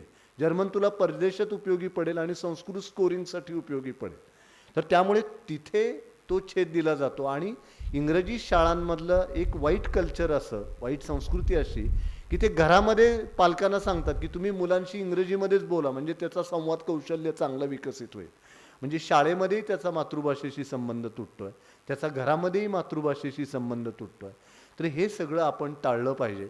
आणि मला असं वाटतं की पालकांना जर वेळ नाही आहे ना मुलांना वाचून दाखवण्यासाठी, गोष्टी सांगण्यासाठी, तर आज ऑडिओ बुक्स केवढ्या मोठ्या प्रमाणावर उपलब्ध आहेत. आणा, लावा. एक पहिल्यांदा दुर्लक्ष करतील पण हळूहळू शब्द तरी त्यांच्या कानावरती पडतील. त्यामुळं भाषिक अभिव्यक्ती उत्तम असणं हा केवळ भाषा जपण्यासाठी महत्त्वाचा विषय नाही आहे, तुमच्या व्यक्तिमत्व विकासाचा तो एक भाग आहे. तारे सांगू शकतील. मी सुद्धा एका इंजिनिअरिंग कॉलेजमध्ये प्रोफेसर आहे. शेवटच्या वर्षाला मुलांना नोकऱ्या देण्यासाठी कंपन्या येतात आणि मुलांनी बायोडाटामध्ये लिहिलेलं असतं हॉबीज काय, तर रीडिंग, स्विमिंग. 5 पुस्तकांची नावं मुलांना सांगता येत नाही, अशी एकूण सगळी परिस्थिती आहे. आणि त्यामुळं केवळ परीक्षेतले गुण म्हणजे गुणवत्ता हा जो काही एक निकष होता तो बदलून या भाषिक अभिव्यक्तीचा त्याच्याशी किती संबंध आहे याचा देखील आपल्याला निश्चितपणाने विचार करावा लागेल. तर असे अनेक प्रश्न आहेत आणि ते सगळे एकात एक गुंतलेले आहेत. त्यातून कसा मार्ग काढायचा याला आपल्याला निश्चितपणाने विचार करावा लागेल. मी आणि पाठक आमच्या दोघांची अडचण अशी झाली की आम्ही दोघंही प्राध्यापक आहोत आणि आम्हाला 60 मिनटं बोलल्याशिवाय जमत नाही. पण तरीही आज आमचं सतत घड्याळाकडं लक्ष आहे आणि हे घड्याळ अगोदरच 10 मिनटं त्यांनी पुढं ठेवलेलं आहे. त्यामुळे कारण श्रोत्यांच्या हातातली घड्याळं आणि ती घड्याळं, तेव्हा त्या संधीचा फायदा घेऊन मी काही मुद्दे अधिक मांडले आणि आपण ते गोड मानून घेतले. त्याविषयीचा आनंद व्यक्त करतो आणि थांबतो. धन्यवाद मिलिंदजी. अत्यंत सुंदर पद्धतीने त्यांनी साहित्य आणि मराठी हा विषय मांडला आणि वेगवेगळे त्याचे पैलू, वेगवेगळे कंगोरे आपल्यासमोर आले. आता आपल्या सर्वांच्या समोर रोजच्या याच्यात जो विषय आहे तो पत्रकारिता वेगवेगळ्या पद्धतीची, ती आणि मराठी म्हणजे पत्रकारितेचा प्रभाव किंवा मराठीचा प्रभाव पत्रकारितेवर हा पुढे आज आणि उद्या कसा आहे याबद्दल बोलतील अश्विनी मयेकर, मुंबई. नमस्कार. आम्ही आमच्या सोयीसाठी शिक्षण, साहित्य आणि प्रसारमाध्यमं हे 3 वेगळे विषय केलेले असले तरी आम्हाला सगळ्यांनाच त्याची कल्पना आहे की हे सगळे एकमेकात गुंतलेले विषय आहेत. त्याच्यात पूर्णपणे वॉटरटाईट कंपार्टमेंट, पूर्णपणे अपारदर्शक भिंत घालता येणार नाही. त्यामुळे काही मुद्दे जे मी बोलायचं ठरवलं होतं ते आधीच्या 2 वक्त्यांच्या मांडणीत येऊन गेलेत आणि परिसंवादाचे अध्यक्ष हे घड्याळाकडे अगदी सक्त नजर ठेवून असल्यामुळे आणि मला स्वतःला जे बोलायचं आहे ते लिहून काढायची सवय असल्यामुळे मी या दोघांचं मांडणी सुरू असतानाच आपल्याला काय काय गाळायचं आहे याची एकीकडे तयारी करून ठेवली होती. तर आता मी माझ्या मांडणीला सुरुवात करते. त्यापूर्वी एक मला अगदी वेळेच्या काट्यावर आपलं सगळं चाललं आहे म्हणून एक आठवलं. तो एक छोटा किस्सा, थोडा विनोदी आहे, तो सांगते. माझ्या वडिलांचे एक मित्र होते. एकांच्या घरी जेवायला गेले ते आणि खूप जेवणाचा आग्रह चालला होता आणि ते म्हणाले की हां ठीक आहे मी जेवणारच आहे, तू आग्रह नाही केलास तरी मी जेवणारच आहे, कारण तू उद्या सगळ्यांना सांगणारच आहे समुखमुख येऊन माझ्याकडे जेवून गेला म्हणून. त्यामुळे मी अजिबात लाजणार नाही, मी मला हवं तेवढं जेवणार आहे. तसं मी सांगते की मला जी मांडणी करायची आहे तुम्ही उद्या सगळ्यांना सांगणारच आहात. इंदोरला अश्विनी मयेकर येऊन गेले आणि बोलून गेल्या. त्यामुळे मला जे बोलायचं आहे ते मी थोडंसं घड्याळाकडे आणि अध्यक्षांकडे दुर्लक्ष करून वेळेत मांडायचा प्रयत्न करणार आहे.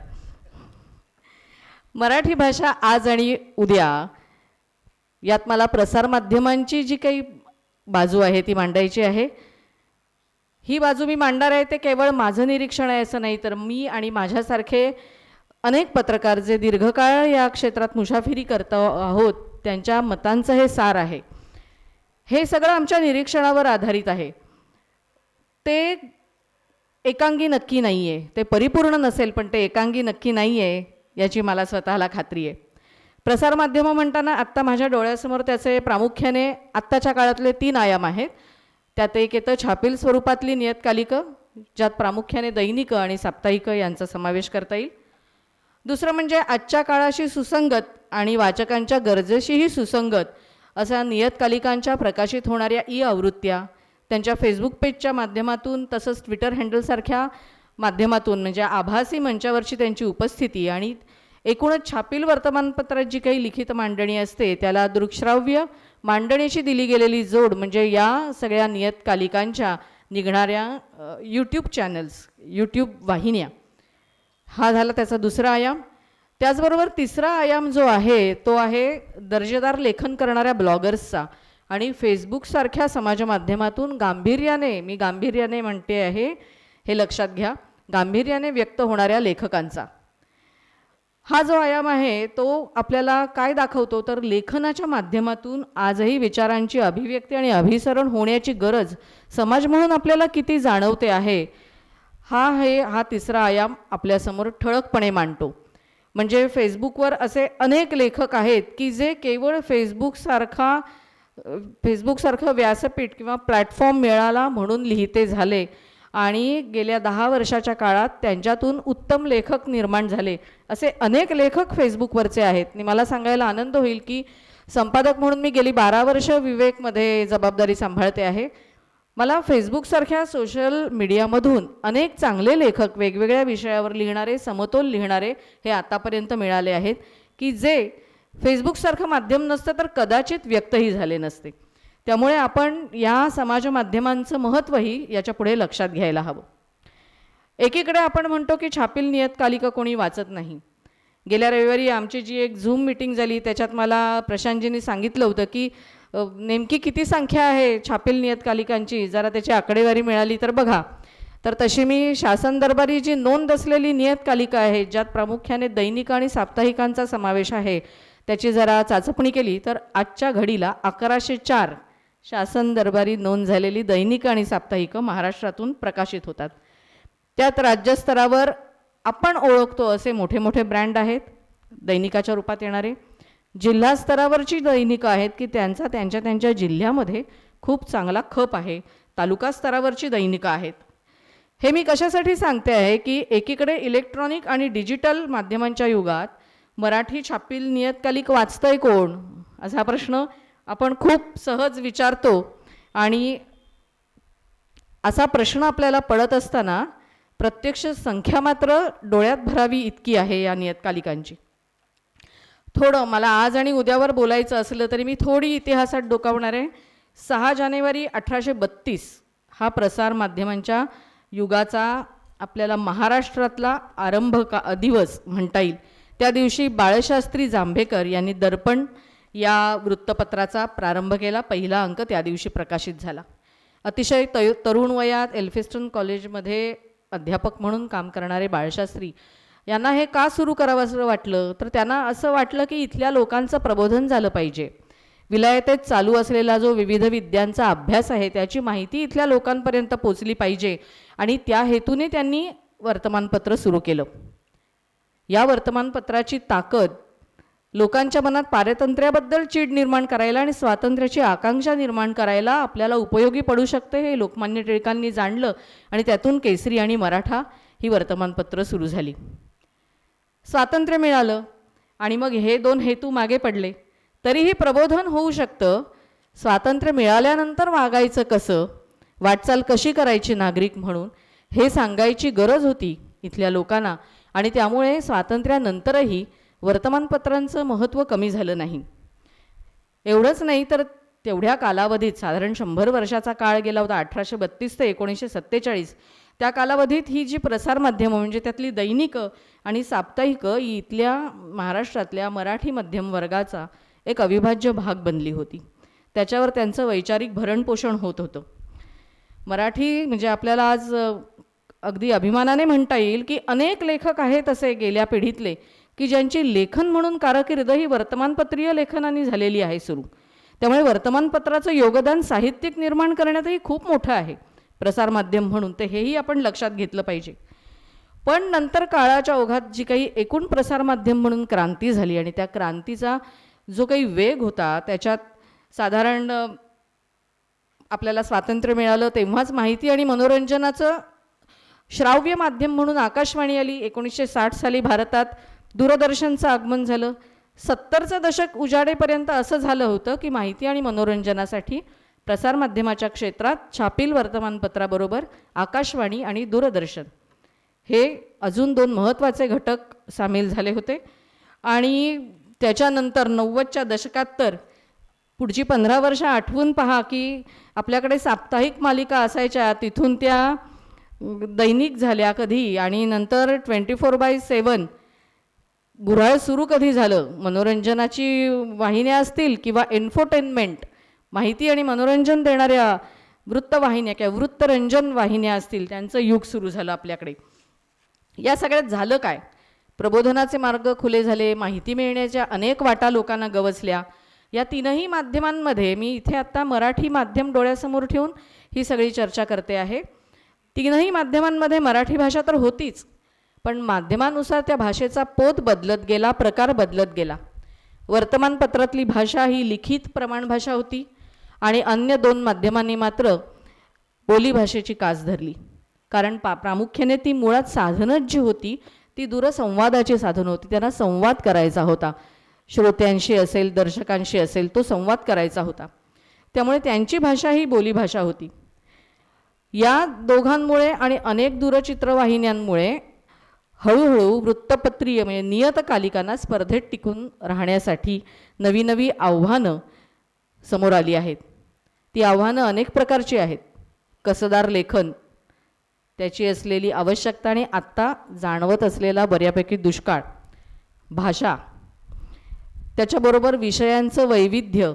कारण मनोरंजन करायचं का प्रबोधन करायचं, नुसतं प्रबोधन केलं तरीही लोक बघत नाहीत, नुसतं मनोरंजनही पचनी पडत नाही.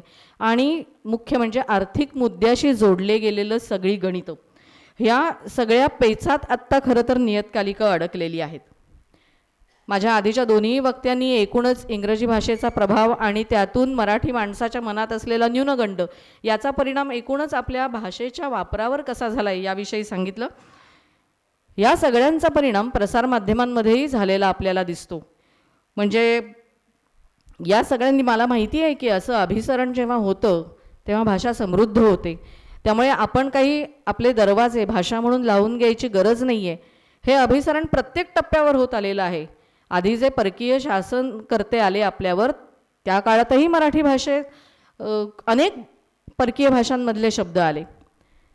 त्याच्यानंतर महाराष्ट्रात रोजगारीसाठी विविध राज्यातून येणारे अनेक लोक होते, त्यामुळे तिथल्या भाषा घेऊन ते आले, त्याचाही संस्कार मराठी भाषेवर झाला. त्यामुळे जो सहज संस्कार होता तो डावलण्याचं कारण नाही आहे. पण आता जी भेसळ होते आहे आणि ज्या भेसळीलाच आता बोलीभाषा असं म्हणण्याची चूक होते आहे, त्याचा मात्र गंभीर परिणाम एकूणच मराठी भाषेवर होतो आहे.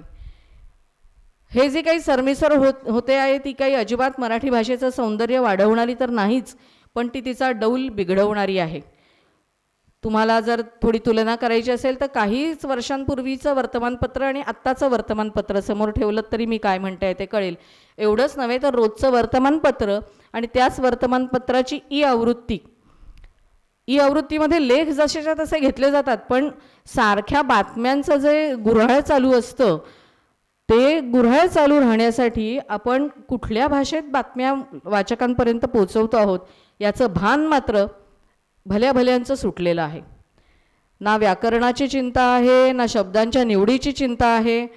भाषांतराची तसदीही घ्यायची नाही आहे. म्हणजे इंग्रजीमधून टेक घेतले, म्हणजे बातम्यांचे आम्ही त्याला टेक म्हणतो, ते घेऊन भाषांतरं केली, उत्तम भाषांतरं होऊ शकतात. पण त्याच्याही पेक्षा गुगलवर भरवसा ठेवून भाषांतरं करण्याकडे बातम्यांचा कल आता गेलेला आहे. हे जे होतं आहे हे जास्त धक्कादायक आहे. आत्तापर्यंत आधीच्या दोन्ही वक्त्यांनी जे मांडलं, मी म्हटलं तसं की परस्पर संबंधित आहेत ह्या गोष्टी. हे असे पत्रकार का तयार होत आहेत?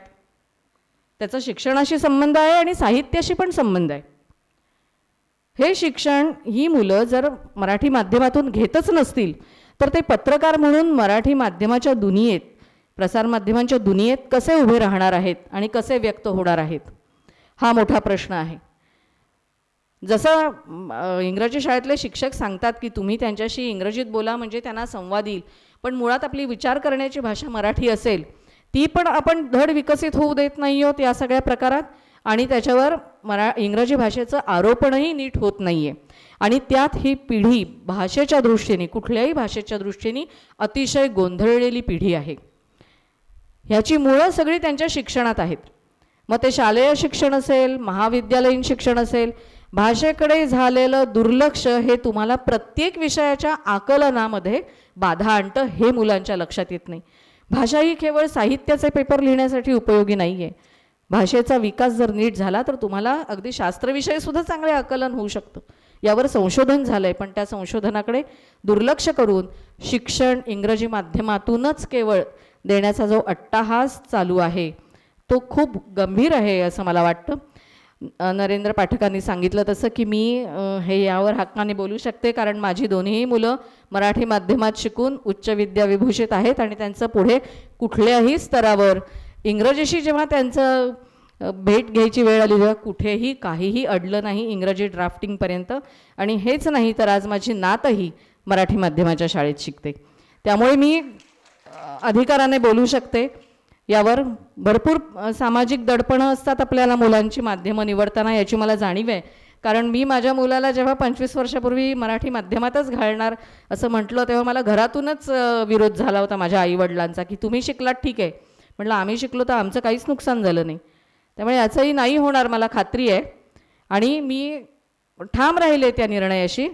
आणि दोघांचीही शिक्षणं पूर्णपणे मराठी माध्यमातून, मुलाला नंतर 8वी नंतर इंग्रजी माध्यम होतं, मुलीला तर तेही नव्हतं. पण दोघंही उत्तम वकील म्हणून ओळखली जातात, त्यामुळे त्यांना खरोखरच कुठे बाधा आलेली नाही आत्तापर्यंत. पण आपण या सगळ्याकडे दुर्लक्ष करून त्यांना इंग्रजीत शिकवतो. त्यांची जशी भाषेशी नाळ सुटते तशी वाचनाशी सुद्धा सुटते. मला वाईट वाटतंय सांगायला, थोडं कडक वाटलं तरी हीच वास्तविकता आहे. आज प्रसारमाध्यमातली तरुण पिढी जी येते आहे त्यांना पत्रकार तर व्हायचं आहे, पण पत्रकार व्हायचं म्हणजे त्यांना काय आहे तर ताबडतोब दुसऱ्या दिवशी त्यांना हातात बूम घेऊन इलेक्ट्रॉनिक मीडियावर झळकायचं आहे. त्याच्यासाठी आपल्याला भाषेची तयारी पाहिजे. आपल्याला जे मांडायचं आहे ते आपल्याला नेमक्या शब्दात प्रभावीपणे आणि थोडक्यात मांडता आलं पाहिजे. त्याची पण काहीतरी एक सवय करून घ्यावी लागते, त्याचा अभ्यास करावा लागतो. हे त्यांच्या गावीही नाही आहे. हे असं का होतं आहे? मी म्हटलं तसं शिक्षण, शालेय शिक्षण महाविद्यालयीन सोडाच, आज पत्रकारितेचे वर्ग घेणारे, पदविका आणि पदवी शिकवणारी जी महाविद्यालयं आहेत तीसुद्धा या विषयाकडे हव्या तेवढ्या पुरेशा गांभीर्याने पाहत नाही आहेत. आपण इथून पत्रकार तयार करून पाठवणार आहोत, तेव्हा त्यांना त्यांचा म्हणून जो काही तज्ज्ञतेचा विषय त्यांनी निवडला असेल तो विषय मांडण्यासाठीची त्यांची भाषा समर्थ आहे का याची चाचपणी त्यांच्या परीक्षेत होत नाही. विद्यापीठात जर्नलिझममध्ये पहिला क्रमांक मिळवलेली, सुवर्णपदक मिळवलेली मुंबईच्या विद्यापीठात डिप्लोमामध्ये मुलगी, मला तिला लेख तू लिही असं सांगायला जवळजवळ वर्ष लागलं. कारण मी किती वेळा बदल करणार. मग असं वाटायचं की इतके बदल करायचे तर मग आम्हीच लिहू पटकन. म्हणजे आम्ही तिथे बसतो आहोत ते या मुलांचं प्रशिक्षण घ्यायला नाही, ती घेऊही, पण त्याच्यासाठी किती वेळ द्यायचा आपलं काम करता करता याला मर्यादा आहेत. त्यामुळे ते जिथून शिकून येतात तिथल्यांची ही पहिली जबाबदारी आहे. म्हणजे तुम्हाला हास्यास्पद वाटेल, पण मला दूरदर्शनवर काम करताना एका मुलाने तेव्हा विचारलं होतं की रोजचा पेपर वाचायला लागतो. तो न्यूज सेक्शनला काम करत होता.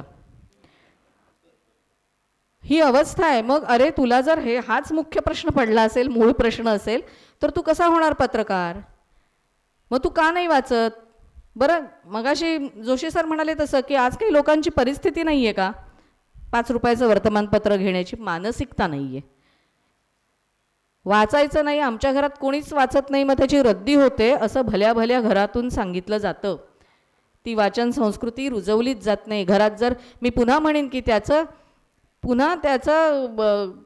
अपश्रेय जे आहे ते घरातल्यांवर जातं.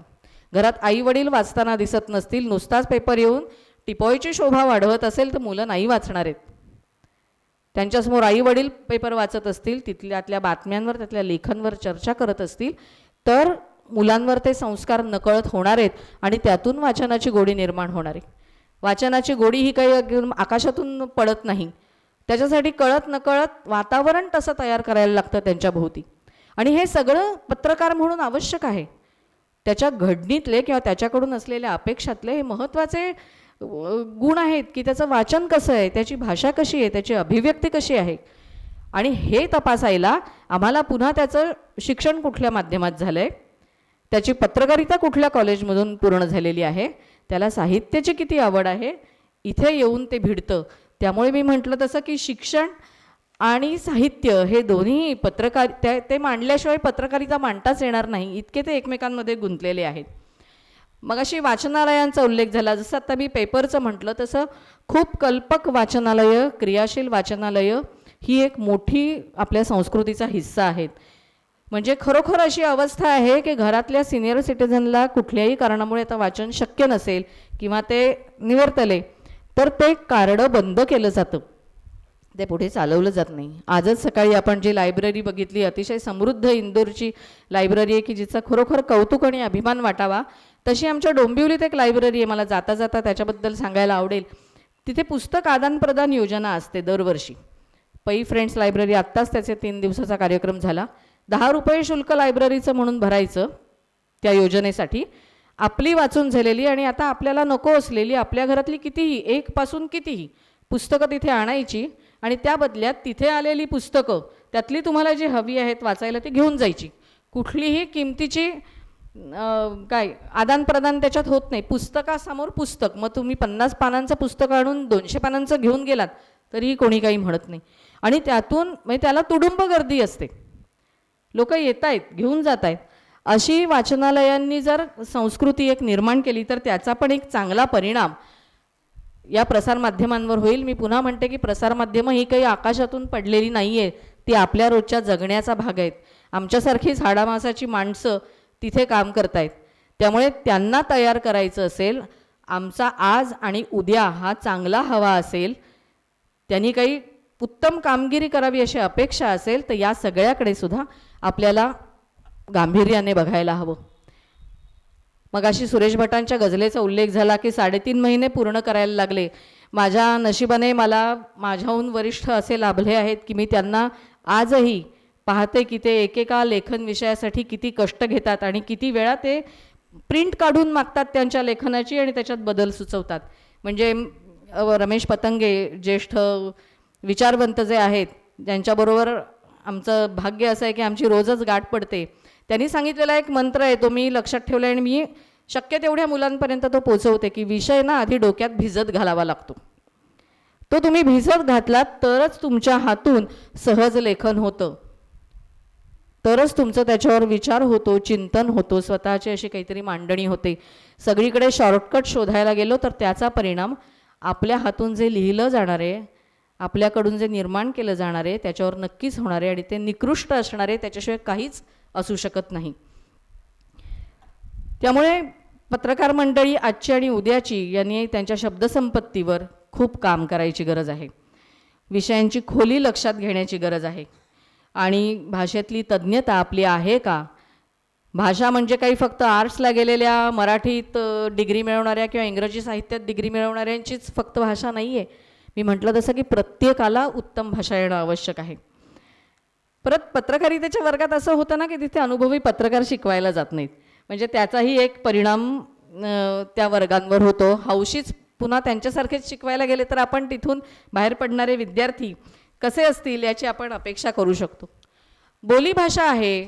तुम्ही का प्रमाण भाषेचा आग्रह धरता हा शेवटचा मुद्दा मांडते आणि मी माझं म्हणणं आटोपतं घेते. आपण मुळात कुठलीही भाषा म्हणजे जगभरातल्या ज्या प्रमुख भाषा आहेत त्या सगळ्या भाषांमध्ये बोलीभाषा आहेतच. जशा मराठी आपली बोलीभाषांनी समृद्ध आहे, प्रमाण भाषा ही एक सामायिक संपर्काची भाषा आहे. म्हणून तिचे काय लिहावं काय लिहू नयेत हे नियम आहेत, त्याचं व्याकरण आहे. बोलीभाषांच्या नावाखाली आपण भेसळ तर करत नाही ना, कारण आपली बोलीभाषांची सुद्धा एक समृद्ध परंपरा आहे. आणि हा गैरसमज आहे की बोलीभाषांना व्याकरण नसतं. जे इथे MA मराठी केलेले आहेत त्यांना माहिती असेल की बोलीभाषांच्या व्याकरणाचा एक भाषाशास्त्र म्हणून वेगळा आपल्याला पेपर असतो मराठीमध्ये. त्यामुळे खरोखर तुम्हाला उत्तम बोलीभाषेत लिहायचं असेल तर तिचे सुद्धा तिच्या आत एक व्याकरण आहे की जे तुम्हाला वेगळं कदाचित पटकन दिसणार नाही, पण ते आहे. आपण बोलीभाषांच्या नावाखाली काहीतरी भेसळ प्रसारमाध्यमातून सध्या देतो आहोत. बोलीभाषांचं जतन संवर्धन हे प्रसारमाध्यमांचं कामच आहे, दैनिकांनी म्हणा किंवा अन्य प्रसारमाध्यमांनी. त्याच्यासाठी काही विभाग चालवावा, त्याच्यातले उत्तम सकस कसदार लिहिणारे साहित्यिक आहेत त्यांना आवर्जून स्थान द्यावं. त्याच्याबद्दल कोणाचंच दुमत असण्याचं कारण नाही. पण आपली भाषा चांगली न करता आम्ही बोलीभाषेत बोलतो आणि ते तुम्हाला चालत नाही असा जो काही एक आव आणला जातो तो निखालसपणे चुकीचा आहे. आणि त्यामुळे नुकसान ती व्यक्ती स्वतःचं करून घेते आणि प्रसारमाध्यमांचंही करते. त्यामुळे या सगळ्यांचा विचार करून आजच्या आणि उद्याच्या प्रसारमाध्यमांनी काम करायची गरज आहे. आज काही फारसा गंभीर नाही आहे, कारण अजूनही मध्यमवयीन म्हणता येईल अशी पिढी इथे कार्यरत आहे. पण उद्या जेव्हा अजून 10 वर्षांनी पुढची पिढी या सगळ्या माध्यमांचं सुकाणू हातात घेईल तेव्हा ते नेमकं कुणाच्या हातात जाणार आहे? त्या पिढीला घडवायची, त्यांना पुन्हा पुन्हा सांगायची, त्यांना तयार करायची जबाबदारी ही आज प्रसारमाध्यमात जे काम करत आहेत त्यांची आहे असं मला वाटतं. मगाशी म्हटलं तसं मांडणी थोडी कडक झाली असेल, पण खरोखरच काही अनुभव खूप आनंददायी असतात, शिकवणारे असतात, तसे भविष्याबद्दल चिंता निर्माण करणारेही असतात. आणि त्यातून मी ही मांडणी केली. त्यामुळे थोडी माझ्या कळकळीला जी काही धार आली नकळत शब्दांना ती तुम्ही गोड मानून घ्यावी अशी मी विनंती करते.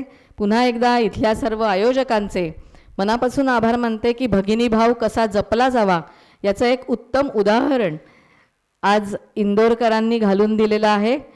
खूप कौतुक वाटलं. महाराष्ट्रात तर मराठी भाषा गौरव दिन होतोच, पण आपल्या शेजारच्या राज्यांमध्ये इतकं गांभीर्याने त्याचं आणि नेटकं आणि विचारपूर्वक जेव्हा आयोजन होतं तेव्हा आमची जबाबदारी वाढते की आम्ही आमच्या राज्यातल्या मराठी भाषेकडे किती गांभीर्याने पाहायला हवं, तिचं कसं जतन आणि संवर्धन करायला हवं आणि वेळ प्रसंगी तसं वेळ आलीच तर किती कडक धोरण स्वीकारायला हवं याची जाणीव अशा कार्यक्रमांनी होते असं मला वाटतं. धन्यवाद.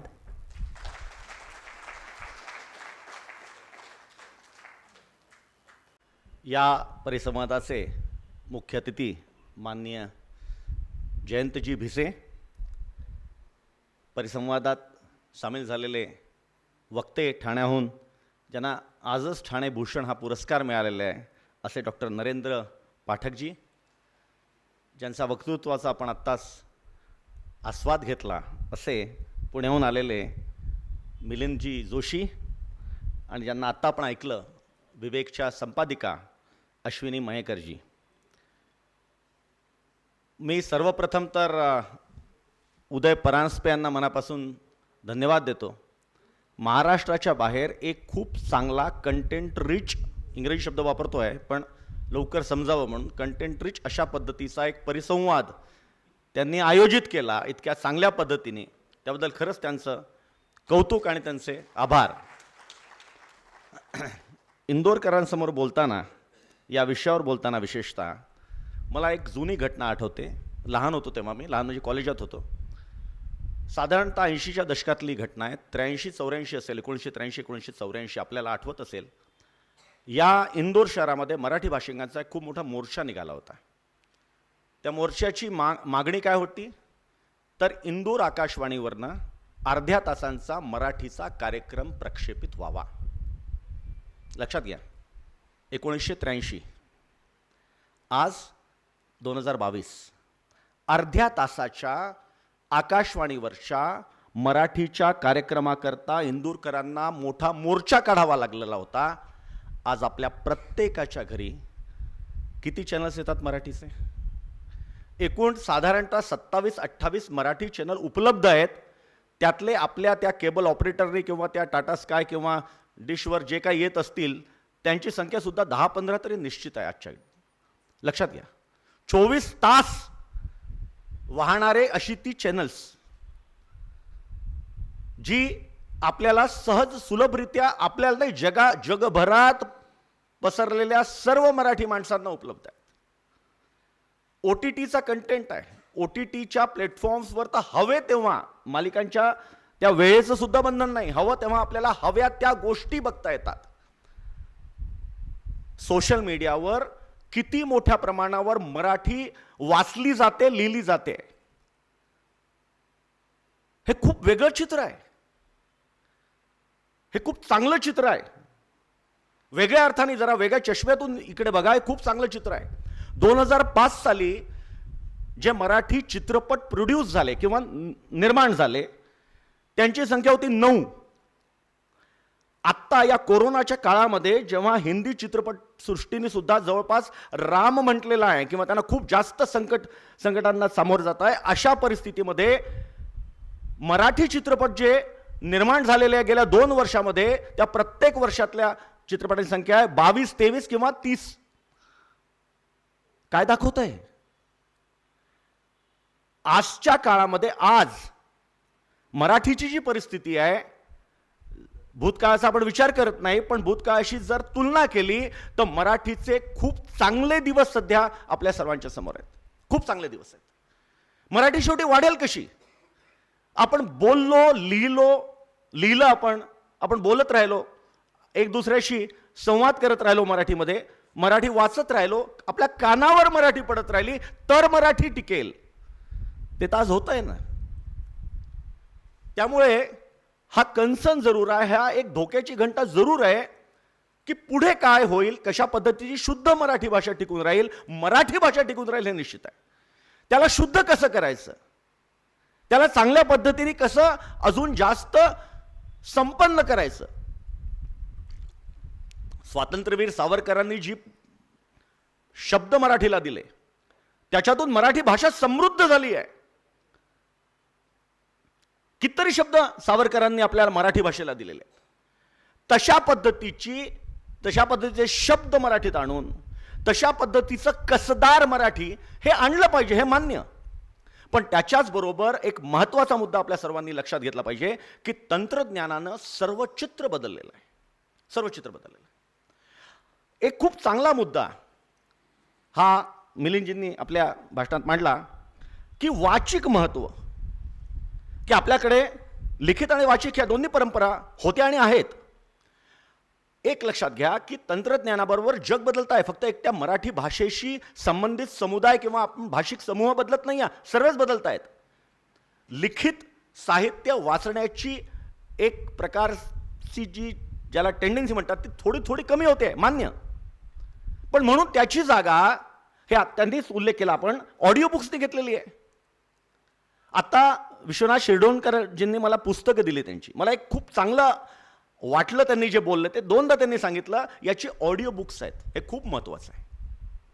नवीन तंत्रज्ञानाला समोर जाऊन आपण त्या नवीन तंत्रज्ञानामध्ये मराठी बसवली पाहिजे. स्टोरीटेल ॲप आपल्यापैकी किती लोकांनी वापरला मला माहीत नाही, जरूर वापरा. मराठीचं सर्व साहित्य त्या स्टोरीटेल ॲपवर आहे. अत्यंत कमीत कमी असलेले मासिक शुल्क आहे त्या स्टोरीटेल ॲपचे. आणि चालता बोलता प्रवासामध्ये प्रत्येकाच्या कानात आज असं तरुण पिढी किती मोठ्या प्रमाणावर स्टोरीटेल ॲप वाचते, आपल्याला अंदाज आहे की नाही मला माहीत नाही. जबरदस्त आहे ते. त्या सर्वांचा स्टॅटिस्टिकल डेटा मिळतो, ते ऑनलाईन आहे. त्याच्यावर कोण किती वेळ खर्च करतो हे दिसतं आपल्याला. स्टोरीटेल ॲप हा वर्ल्ड वाईड आहे, पण भारतामध्ये विशेषतः मराठी भाषिकांमध्ये स्टोरीटेल ॲपमध्ये जास्तीत जास्त वेळ मराठी साहित्यावर राहण्याची संख्या खूप मोठी आहे. तो पर्सेंटेज, त्याचा प्रतिशत खूप मोठा आहे. ही खूप सकारात्मक एक आपल्यासमोर दिसणारी दिशा आहे, एक घटना आहे. त्यामुळे मराठी ही जर वाढवायची असेल तर या अशा प्रकारच्या वेगवेगळ्या तंत्रज्ञानाच्या बरोबर आपण आपलं पूर्ण त्याच्यामध्ये ते वापरून तशी साधनं वापरून आपल्याला मराठीला पुढं नेलं पाहिजे.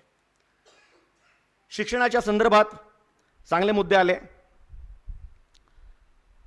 ही धोक्याची घंटा आहे, जागतिकीकरण होतं आहे, हे खरं आहे. मी 3 लहानशा देशांचे फार लवकर उदाहरणं देतो. मी फार वेळ बोलणार नाही, अध्यक्षाला फार वेळ तसं बोलायचं पण नसतं, कारण की अधिकतर मुद्दे खूप चांगल्या पद्धतीने यात आलेले आहेत. 3 देश, पहिलं 3 देश म्हणण्यापेक्षा पूर्ण लॅटिन अमेरिका ज्याला आपण म्हणतो, दक्षिण अमेरिका, दुसरा इस्रायल आणि तिसरा इंडोनेशिया. जेव्हा स्पेनिश आक्रमण हे लॅटिन अमेरिकेवर झालं आणि नंतर पोर्तुगीज आले, त्याच्यानंतर जी कंप्लीट लॅटिन अमेरिका आपण म्हणतो, साऊथ अमेरिका ज्याला म्हणतो, ती पूर्ण साऊथ अमेरिका ही ब्राझीलचा अपवाद वगळला तर स्पेनिश बोलू लागली आहे. त्यांची मूळ भाषा काय, मूळ भाषामध्ये नेमकं काय आहे हे त्यांना माहीत नाही. आज पावलो कोएल्हो सारखा जगप्रसिद्ध लेखक सुद्धा स्पेनिशमध्ये लिहितो आणि ती स्पेनिश हीच त्याची मातृभाषा असं जगभर मानलं जातं. दुर्दैवानं आपल्याकडे चेतन भगत सारखे लेखक सुद्धा इंग्रजीत लिहितात, त्यामुळे बाहेर आपली ओळख होत नाही. हे दुर्दैव आहे की आपल्या भाषेत लिहित नाही म्हणून. पण त्यामुळे ब्राझील म्हणा किंवा बाकीचे, ब्राझीलमध्ये पोर्तुगीज चालते, बाकी ठिकाणी स्पेनिश, तिथे पूर्ण त्यांची आधीची भाषा पूर्णपणे नष्ट झाली. हे पहिलं उदाहरण. पण ते बरेच आधी झालेलं आहे, पण ते पूर्णपणे नष्ट झाले. दुसरं उदाहरण इस्रायलचं. 48 साली जेव्हा इस्रायल हा देश तयार झाला, बनला, निर्माण झाला, तेव्हा अनेक वेगवेगळ्या देशातून इस्रायलमध्ये आलेली लोकं होती. अनेक वेगळ्या देशातून. आपल्या भारतातूनही मुंबई आणि कोकण पट्टीतून बरेच लोक गेले बेने इस्रायल. आजही तिथे मराठी मोठ्या संख्येने आहेत. त्या इस्रायलमध्ये एक विचार प्रवाह असा होता की इंग्रजी हे आपण माध्यम भाषा ठेवली पाहिजे, कारण की वेगवेगळ्या देशातून आलेले लोक आहेत, त्यांना एक जिन्सी अशी भाषा नाही आहे. पण दुसरा समूह असा होता की नाही, हिब्रूतच सर्व संवाद आणि बाकी सर्व गोष्टी झाल्या पाहिजेत. आता हिब्रूची परिस्थिती कशी होती? आज मोडी लिपी किती लोकांना माहीत आहे? ती लिपी झाली, पण भाषा म्हणून वा फार छान चांगलं आहे, त्यांना माहीत आहेत, पण कमी आहे. म्हणजे तर मोडी लिपी अगदी मृतप्राय आपण नाही म्हणू शकत, पण अनेक लोकांना माहीत नाही. ज्ञानेश्वरांची भाषा किती लोकांना कळत? ज्ञानेश्वर पण वाचतो, पण अर्थासकट नाही कळत एकदम. ती भाषा ही एक 700-800 वर्ष जुनी आहे. तशी ही हिब्रू 2000 वर्ष जुनी होती आणि त्याच्यामध्ये नवीन काही साहित्याची भर फारशी पडली नसल्यामुळे एक भाषेचं डबकं तयार होणं असं जे असतं, तशा पद्धतीची ती हिब्रू भाषेचं एक डबकं तयार झालं होतं. त्यांनी म्हणलं नाही, हिब्रूच आपण राबवायची. मग शिकवणार कशी? त्यांनी 1948 ते 1952 अशा 5 वर्षांचा एक फार मासिव असा, एम्बिशियस, एक महत्वाकांक्षी असा त्यांनी एक प्रकल्प आखला. त्यात त्यांनी म्हटलं, ज्या लोकांना हिब्रू येते, मग ते कोणी पण असो, ते सुतार असो, म्हणजे बढई काम करणारे असो, ते कोणी केस कापणारे असो, इंजिनियर असो, डॉक्टर असो, धोबी असो, कोणी असो, त्यांच्याकरता त्यांनी क्रॅश कोर्स केला 7 ते 10 दिवसाचा हिब्रूचा. स्टँडर्ड हिब्रूचं एक हे तयार केलं. ते सर्व जे हिब्रूचे कागद आहेत, हँडआउट्स, ते त्यांना दिले आणि त्यांना सांगितलं, रोज सकाळी 11 ते 1 हे तुम्ही तुमच्या जवळच्या शाळेमध्ये जायचं आणि मुलांना शिकवायचं. त्यांच्या एम्प्लॉयरला सांगितलं की यांना 2 तास सुट्टी दिलीच पाहिजे, शासकीय आदेश. त्या सर्वांचं मॅपिंग करून दिलं, कोण कुठल्या शाळेत जाईल, एक व्यवस्था तयार केली आणि त्यांनी मुलांना शिकवायला सुरुवात केली. मुलं शिकतील, पुढे काय? तर त्या मुलांनी रोज संध्याकाळी 6 ते 7 हे आपल्या पालकांना शिकवायचं. बघा आता आणि 6 ते 7 काही कार्यक्रम नाही, हे सर्व आठवड्यातून 5 दिवस, सबातचा त्यांचा दिवस सोडून. आता मुलं शिकवताना चुका होतील, मुलं किती शिकवतील ना, म्हणून 6 ते 7 तिथल्या रेडिओ स्टेशनवर, इस्रायलच्या रेडिओ स्टेशनवर हा जो त्यांचा पाठ्यक्रम होता, तो पाठ्यक्रम त्या आकाशवाणीवरनं पण यायचा, त्यांच्या रेडिओ स्टेशनवरनं पण यायचा. 5 वर्षात त्यांनी अख्खं इस्रायल हे हिब्रूमध्ये त्यांना बोलायला लावलं, त्यांना व्यवहार करायला लावले. आजची परिस्थिती काय आहे? आज आपल्याला जर ऑप्टिक्स सायबर क्राईम किंवा म्हणजे सायबर क्राईम हा जो विषय आहे तो, आणि इरिगेशन, या 3 विषयांमध्ये काहीही जगात चाललेलं आधुनिकतम असं काही अभ्यास करायचं असेल तर हिब्रू भाषा शिकणं आवश्यक आहे. हिब्रू भाषा शिकायला तिकडे लोक येतात. म्हणजे आज जर जर्मनीत गेलो, फ्रान्समध्ये गेलो, तर आधी ते म्हणतात नाही नाही, तुम्ही आधी ही जर्मनी किंवा फ्रेंच भाषा शिका, तर तुम्हाला नंतर आम्ही आमच्या कोर्समध्ये हे देऊ. बाकीच्या अमेरिकेत वगैरे झालं टोफेल वगैरे सारख्या इंग्रजीच्या परीक्षा आवश्यक असतात. तसं त्यांनी जर शिकायला आलेल्या विद्यार्थ्यांना हिब्रू कंपल्सरी केली आहे, जी मृतप्राय भाषा होती एक 70-75 वर्षापूर्वी, ती त्यांनी जगातली अत्याधुनिक भाषा म्हणून आणून सोडलेलं आहे. तिसरं उदाहरण इंडोनेशियाचं. इंडोनेशियामध्ये बऱ्याच वर्ष आधी मुस्लिम, नंतर डच लोकांचा प्रभाव होता. डच बऱ्याच उशिरा गेले, 60च्या दशकामध्ये डच गेले. मग इंडोनेशिया लोकांना वाटलं की नाही आपली भाषा असली पाहिजे. काही भाषा इंडोनेशिया, भाषा म्हणजे भाषा, भाषा अपभ्रंश, भाषा इंडोनेशिया ही त्यांनी तयार केली. शब्दप्रयोग. कारण बरेचसे शब्द आधुनिक काळातले त्यांच्या भाषेतच नव्हते. मग काय करायचं, त्यांनी सरळ संस्कृतचा वापर केला. सरळ संस्कृतचा 60% पेक्षा जास्त, मी परत सांगतो, 60% जास्त शब्द भाषा इंडोनेशियामध्ये संस्कृत आहेत. आपलं जसं देशाचं वचन आहे सत्यमेव जयते, इंडोनेशियाचं वचन आहे भिन्नेका तुगल इका. भिन्नेका भिन्न, इका इका म्हणजे एक, एकत्र, तुगल म्हणजे विविधतेत एकता. हे त्यांचं वचन आहे देशाचं. म्हणजे भाषा ही अशा पद्धतीने सुद्धा टिकवली जाऊ शकते. ही फक्त आतून आलं पाहिजे या सर्व गोष्टी. आणि तेच येताना आपल्या सर्व व्यक्तींनी एक खूप छान मुद्दा मांडला की ही भाषा, मिलिंदजींनी मला वाटतं म्हटलं की ही पोटातूनही आली पाहिजे. पोटातून आलं म्हणजे पोटासाठी सुद्धा या भाषेचा उपयोग झाला पाहिजे. हे ठीक आहे, आदर्शवाद वगैरे ठीक आहे, आपण शिकवायचं मुलांना. माझी मुलं इंग्रजी माध्यमात शिकली नाहीत. इथं मराठी नव्हतं म्हणून हिंदी माध्यमात शिकली. आणि जसं या लोकांनी सांगितलं तसं ते दोन्ही मुलं खूप छान काम करतात, मराठीत उत्तम लिहित आहेत, उत्तम. त्यामुळे आपण जर या पद्धतीने बघितलं की ज्ञानभाषा ही मराठी कशा पद्धतीने करता येईल, त्याचबरोबर ही उद्योग भाषा कशी करता येईल, तर त्यात सर्वात महत्त्वाची गोष्ट अशी की उद्योग भाषा करताना इतके प्रचंड मोठ्या प्रमाणावर जे मराठीच्या करता वेगवेगळ्या संधी निर्माण झालेल्या आहेत, त्या तरी आपल्याला माहीत आहेत का? ज्या चॅनल्सचा आपण विचार केला, मराठी चॅनल सर्व, एक इन्फोटेनमेंट इंडस्ट्री खूप मोठ्या प्रमाणावर तयार झालेली आहे पूर्ण आपल्या या देशामध्ये. त्याच्यामध्ये किती लोकांची गरज आहे, किती लोकांची. आणि त्यांना मराठी चांगलं आलंच पाहिजे. एक लहानसं उदाहरण देतो. या सर्व तंत्रज्ञानामुळे सर्व गोष्टी आजकाल जागतिक झालेल्या आहे, ग्लोबल झालेल्या आहे. पावनखंड चित्रपट इंदोरला रिलीज झाला का? होईल, होणार आहे. पूर्ण जगभर झालेला आहे, अनेक ठिकाणी, झुरिकला झाला, फ्रँकफर्टला झाला. आजकाल माझा मुलगा फ्रँकफर्टला असतो, तो माझ्या आधी, आमच्या आधी मराठी चित्रपट तिकडे बघतो. त्याच दिवशी तिकडे तो रिलीज झालेला असतो. हे तंत्रज्ञान आहे. उदाहरण म्हणून त्या पावनखिंड चित्रपट तयार होताना त्यांना रिसर्च करणारी मुलं हवी होती. पिरियड चित्रपट आहे हा. असा कालाशी संबंधित असलेल्या चित्रपटामध्ये प्रत्येक डिटेलिंग करणं आवश्यक असतं. भाषेचं नाही फक्त, किंवा प्रसंगांचं पण नाही. ते इकडे तिकडे झालं तर ते सिनेमॅटिक लिबर्टी म्हणून त्यांना चालतं. पण त्यांची वेशभूषा कशी होती, त्यांच्या बोलण्याचा लहजा कसा होता, तिथे नेमकं कशा पद्धतीचं त्या वास्तूचं चित्रण असायला हवं, हे सर्व रिसर्च करण्याकरता त्यांनी 35 लोक नेमली. आणि त्यातल्या एका दिग्दर्शकाशी जेव्हा माझं बोलणं झालं, त्यांनी सांगितलं, अहो आम्हाला घाम फुटला माणसं मिळताना. माणसंच नाही, कारण चांगलं मराठी नाही. ती मराठी चांगलं शिकून त्याच्यातून खोलवर जाऊन ते सर्व करण्याचं कोणी नाही. आज मराठी करता हे डबिंग आर्टिस्ट आणि डब केलेले लोक, म्हणजे डब करणारे, ट्रान्सलेशन करणारे, यांची खूप मोठी गरज आहे. पुण्यामध्ये एक मी ज्यांना ओळखतो, त्यांचा खूप चांगला व्यवसाय आहे. दक्षिणेतले चित्रपट आजकाल ते मराठीत डब करतात. लक्षात घ्या, बाहुबली वगैरे मराठीत आलेला आहे.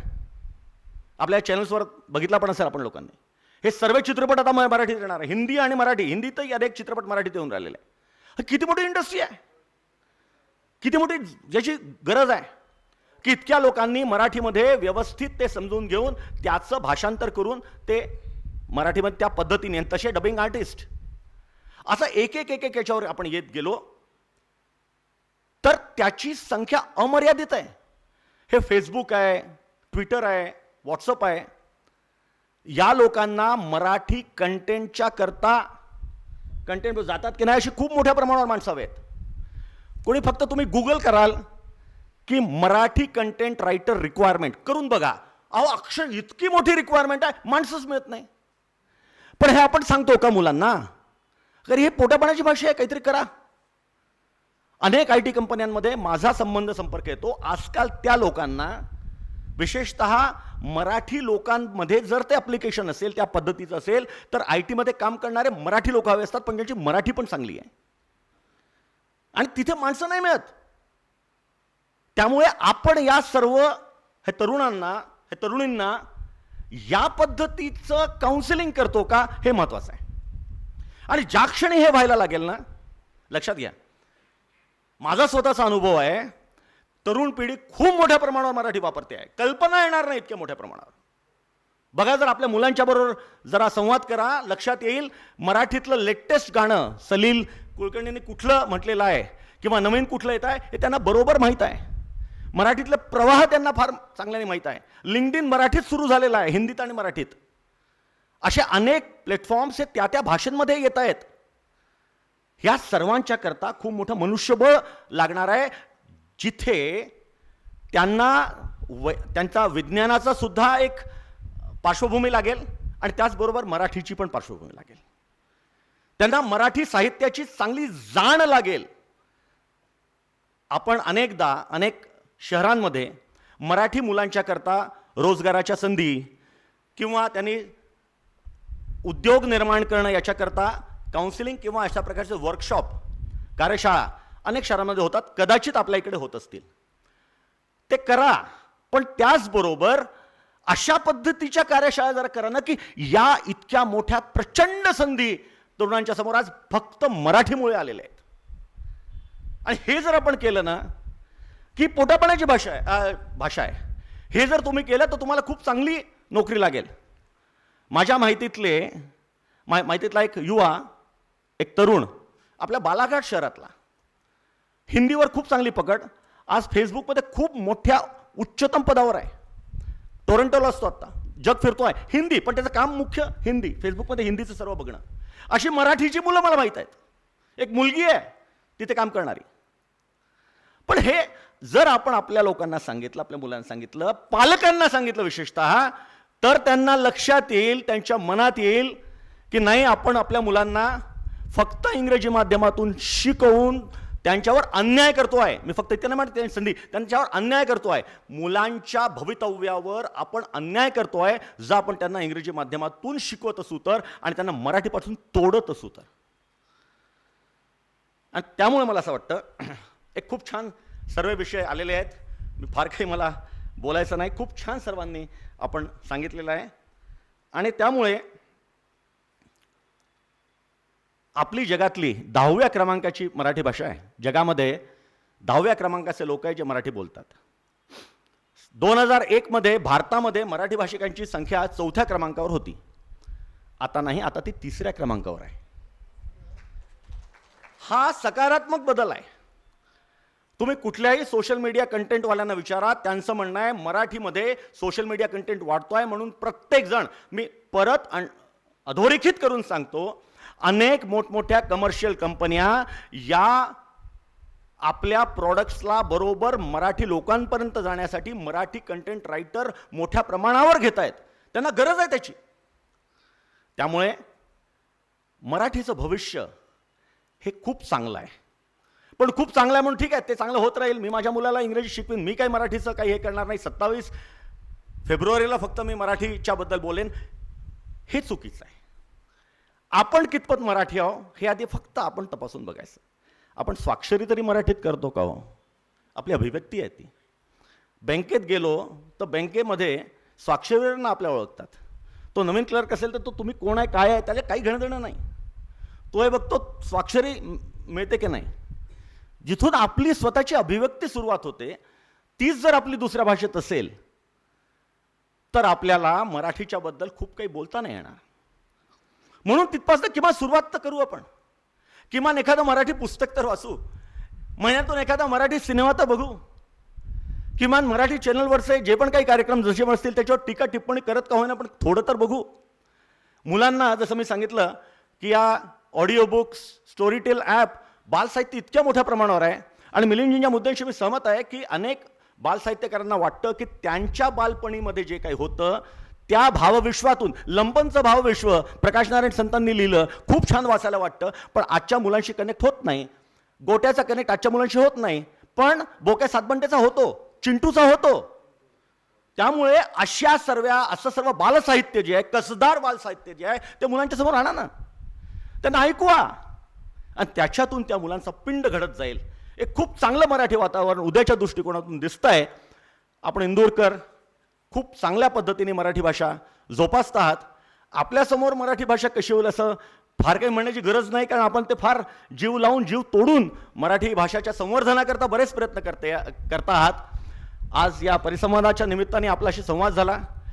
माझे सर्व सहकारी वक्ते अत्यंत उत्कृष्ट आणि छान बोलले. विषयाचे वेगवेगळे कंगोरे किंवा विषयाचे वेगवेगळे विविध आयाम आपल्यासमोर आलेत. आपल्या सर्वांचे आभार आणि आपलेही खूप खूप आभार की आपण इतकं शांतपणे ऐकून घेतलं. धन्यवाद.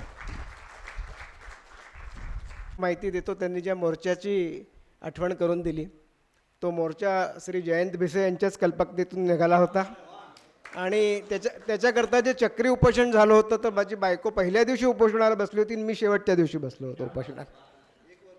तो कार्यक्रम अजूनही चाललेला आहे आणि साहित्याच्या चळवळीशी मी तेव्हाच जोडलो गेलो. त्याच्यानंतर एक तो संयोग होता. तर आज खूप सारे आपल्याला माध्यमं उपलब्ध आहे आणि सगळं आपल्या आपल्या परीने काम करतात. खूप साऱ्या संस्था आहे इंदोरला, सगळे आपल्या आपल्या परीने चांगलं काम करतात ते. आणि आज सर्व आपण इथे आलात.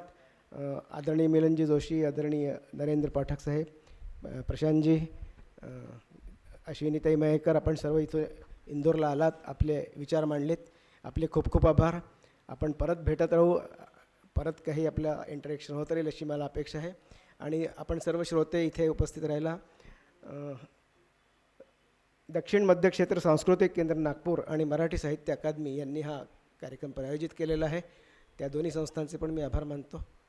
आमचे आजचे अध्यक्ष श्री जयंत भिसे जवळचे मित्र आहे म्हणून एकदम लक्षात नाही की त्यांचे आभार मानायचे असतात म्हणून त्यांचे पण आभार मानतो. पण त्यांचं खूप बिझी शेड्यूल आहे सध्या. त्यातच 8 दिवस खजुराहो उत्सव करून आलेले आहे आणि अजून चालूच आहे पुढे. तर आपले सर्वांचे मी मनपूर्वक आभार मानतो.